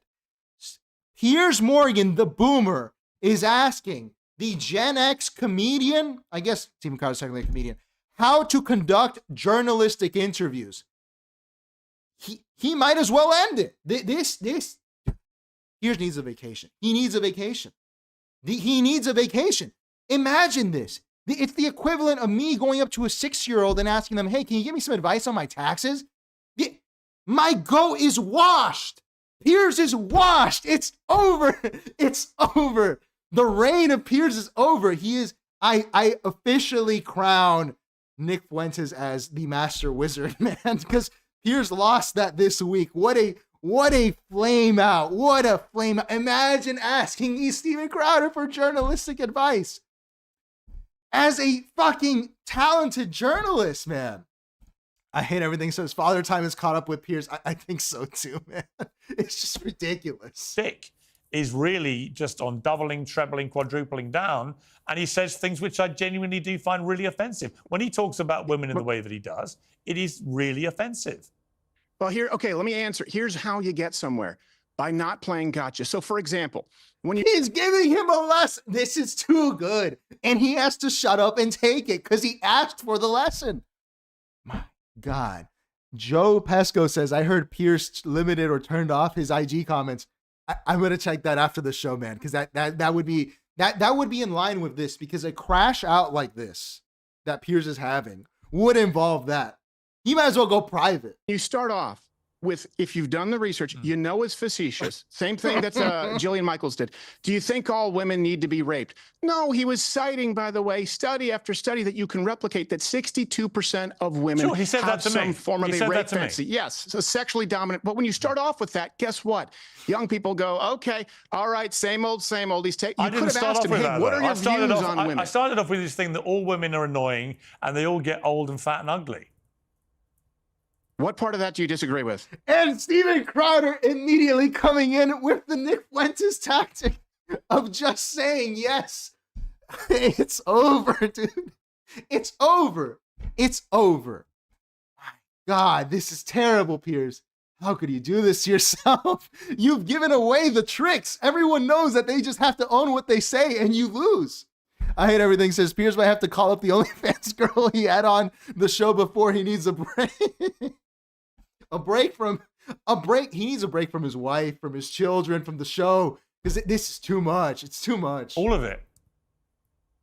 You don't think that women get fatter and more unattractive? Men do too, by the way. I think men You and I largely are do. both getting fatter and uglier. And Okay. I think that a lot of women, particularly if you go on TikTok and you see generationally, I think they're annoying. And I think that is a symptom of a serious problem, which is deeply rooted feminism, which, by the way, is the same source problem for LGBTQAI. And Now you know, if you're ever in a fight with Piers Morgan, just own what you say and he has no response.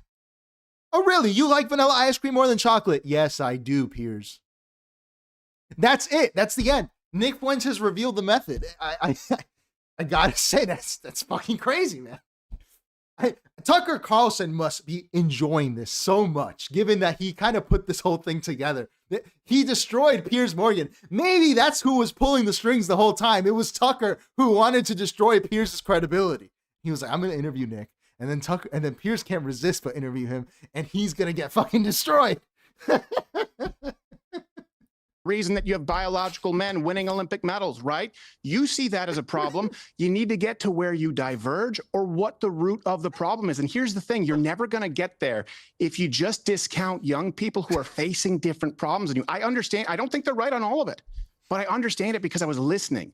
I think you could have listened to him better. If your goal is the pursuit of truth, and actually, and I would imagine your goal, if you think his views are abhorrent, by the way, and I think some of them are. So if your goal is to peel some of those people off, give him the floor to explain context so that you can contrast it. But it ended up getting back to gotcha. Okay, but final question. Which of his views do you find abhorrent then? And again, with you've defended him too much, you must be the same person. You didn't give me what I wanted. I had to sit here through a journalism lesson that I immediately regretted asking you for. So how are you not literally Nick Fuentes, but a clone? So I can discredit you. And Crowder handles it pretty well. When he talks about, for example, I would say wrong. I would say wrong, the idea of global Jewry, and I told him that. The idea that massive third world immigration, particularly from Islamic countries, that largely rests at the feet of the Jews. I think it rests at the feet of these Islamic nations, of these third world nations that I would call crap holes, and that's considered a more offensive view. I think it's a problem, for example, when you ask him if he's a racist, he's going to answer yes. He's going to answer yes, but he actually answered, by the way, everyone's racist. And then he actually offered a qualifier. Mitchell, and yeah, through that, you're racist because you live in a large. Did you hear that? There are audio technical issues on Piers' show, dude. This is, I learned another term this week, the Groyper curse. Apparently bad things happen to people who offend Nick Fuentes. I've never seen audio issues on Piers' show before. And we got some yesterday and today. So, listen, man, I know that Groypers showed up here, and I don't want to piss off these dude. These people are capable of great things. You know, everyone get along in the chat. You know, this is not a Groyper channel. This is not a Nick Fuentes channel. We just analyze the news. But I will not try to piss off the Groypers because it seems like this is real. Actually white area. By the way, there's nothing wrong with that. You can't just ignore the points and go back to a soundbite. That's how a guy like Nick Fuentes, that's how he thrives. And by the way, people in the comment section, your own comment section, I get that some of them are trolling. Go easy, guys, on Piers. It's Christmas. I think you were trying. Look at that. Even more humiliating. Steven Crowder is asking for pity on Piers Morgan because of the Christmas spirit. Oh my God. Piers, this is the most embarrassing thing I've seen in my life. To do a good job. don't What care I'm if I telling can- you, Listen, if what I I'm can't- telling you, Pierce, is that it's not the way to approach a different understand. generation of people who come up in a blood sport debate like they did on Twitch. It's going to actually give them a win. Yeah, I think I buy into the argument they couldn't give a shit, actually. And that's one of the And look at that weak attempt. They don't give a shit. He just said crock of shit before to Milo. They don't give a shit. more depressing aspects of it. Easier to dismiss them. But if I'm worried about their comments, I would turn the comments off, and they're wide open. So bring your worst, you little groypers. Stephen Crowder, Merry Christmas to you. Always good to have you on. And I enjoy our Happy conversations Christmas. about these things. I think I get stuff out of them. I hope you do too. We always have an interesting chat. So thank you. I do. Happy Christmas. I appreciate you taking the time. All the best. Oh, man.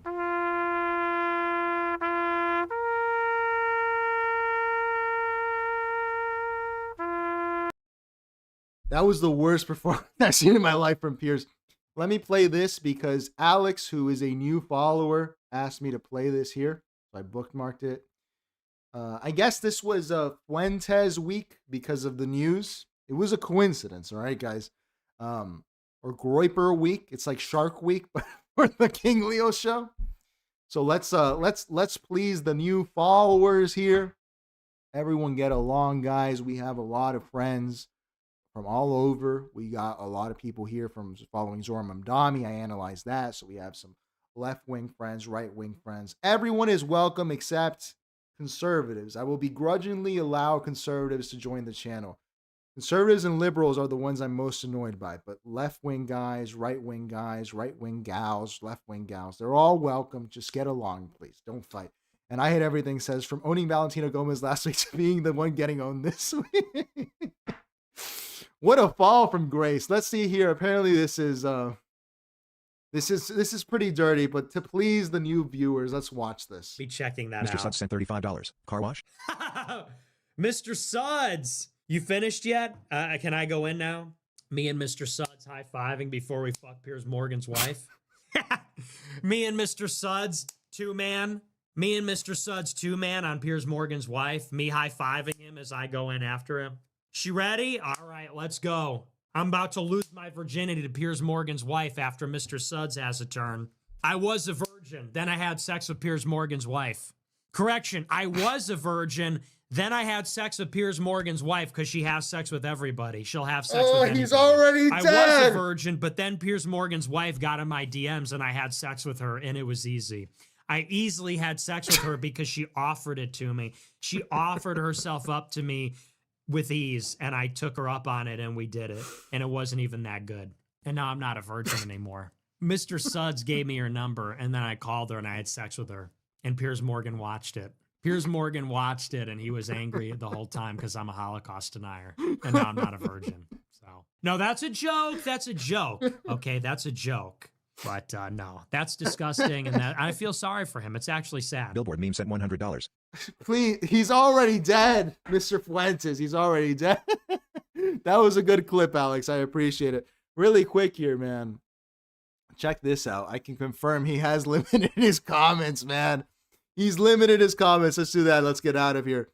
Instagram, Piers Morgan. I just confirmed it on my phone. I guess the comments did bother you, Piers, because you turned off your comments. Let's check this out. Oh, fuck, man. Hang on.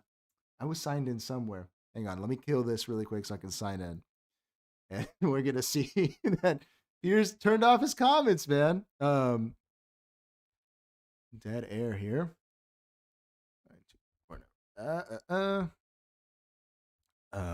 Very funny, man. I guess the comments did get to him. Very impressive. Groipers, I got to give it to you. I didn't know that you had this in you. I didn't know you guys had this ability. But if you could make Piers Morgan buckle to his knees, if you could, I know you guys are fans of The Dark Knight like I am. Dude, I don't know how to log into my Instagram. He has limited. I'll show you on my phone. I'll show you my phone right here. Look at this. Look at this here. I brought your shining knight of armor and I brought him down to our level. So here we can see Piers, right? And if we click here for the comments on this post have been limited. Dude, You Groivers, man. These are some sick puppies, bro. These are some funny people. So I appreciate everyone tuning in. We had a great time. What a week, man. What a week. Say the N word. Go on. It's over, Piers. Piers, you've been demoted from Master Wizard. I'm considering retiring the transition card we have for Piers. I'll show it to you guys real quick. We had this every time we would go watch him. Hang on. No, hang on. No, hang on. No, hang on. No, hang on. No, sorry. I hear you, and I accept that, and we'll leave it there. Thank you all very much. Say the N word. Go on. I think we're going to have to hang that, not by the rafters, dude. We're going to have to throw that out back and burn it. We might have to make a Fuentes one for whenever, because he's the king now, so I think he's going to be the most important guy to watch politically. So we'll make a Fuentes card. I hate everything says our goat is washed, no longer the wizard. I guess we'll let this one out for Fuentes. We'll let this one out for Fuentes because someone has to inherit it. That's what I'm talking about. That's why he's the MVP. That's why he's the GOAT. The GOAT. We don't agree on everything, but, I respect the winner. I respect Ric Flair. I respect Stone Cold. I respect the winner. So, guys, consider becoming a channel member on YouTube or on joining us on Patreon. I was going to post a video today, but I had a migraine. It'll be up tomorrow. I'll announce it on Twitter. Consider joining the Discord, which is free. The link is in the description. Let me pull that up here so we can see it. And also consider picking up I'm officially changing the name of this bracelet. This is no longer the parody bracelet. We sold like a couple of them, probably like 3 or 4, as the Piers Morgan bracelet. This was a parody bracelet of Piers Morgan. This is now what would a postmodernist do bracelet. Piers Morgan, it's done. I don't want to know what Piers Morgan would do anymore. I'm not interested. What would the postmodernist do bracelet is available for $10 on Coffee. We have the Discord, which is free. Oh, I guess I might as well announce this. We watched that Chinese video game trailer on Schizo Watch this week. I'm not a gamer. I have not gamed in years. Dude, when this comes out, and I know Pajarito Lindo is going to love this, I'm going to stream gaming this, dude. It's 19 battles of the 14-year Chinese struggle for liberation in full Call of Duty beauty. So we'll be streaming this when it comes out. It hasn't come out yet. That should be fun. So if you're in the Discord, you can see stuff like that. And here's the Patreon. Video will go up this week. So I appreciate you guys. Let me catch up with the chats here. I hate everything says Piers is French. No wonder she's in. It's over. It's over. So I appreciate everyone tuning in. Join the Discord, join the Patreon, become a member, buy a bracelet, not a Piers Morgan bracelet. And I will see you guys on the next one. Change the world. My final message. Goodbye.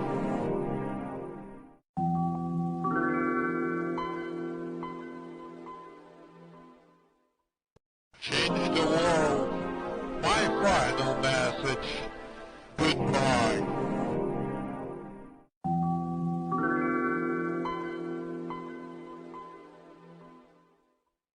Change the world. My final message. Goodbye.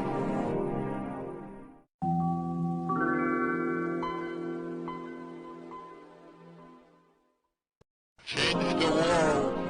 My final message. Goodbye.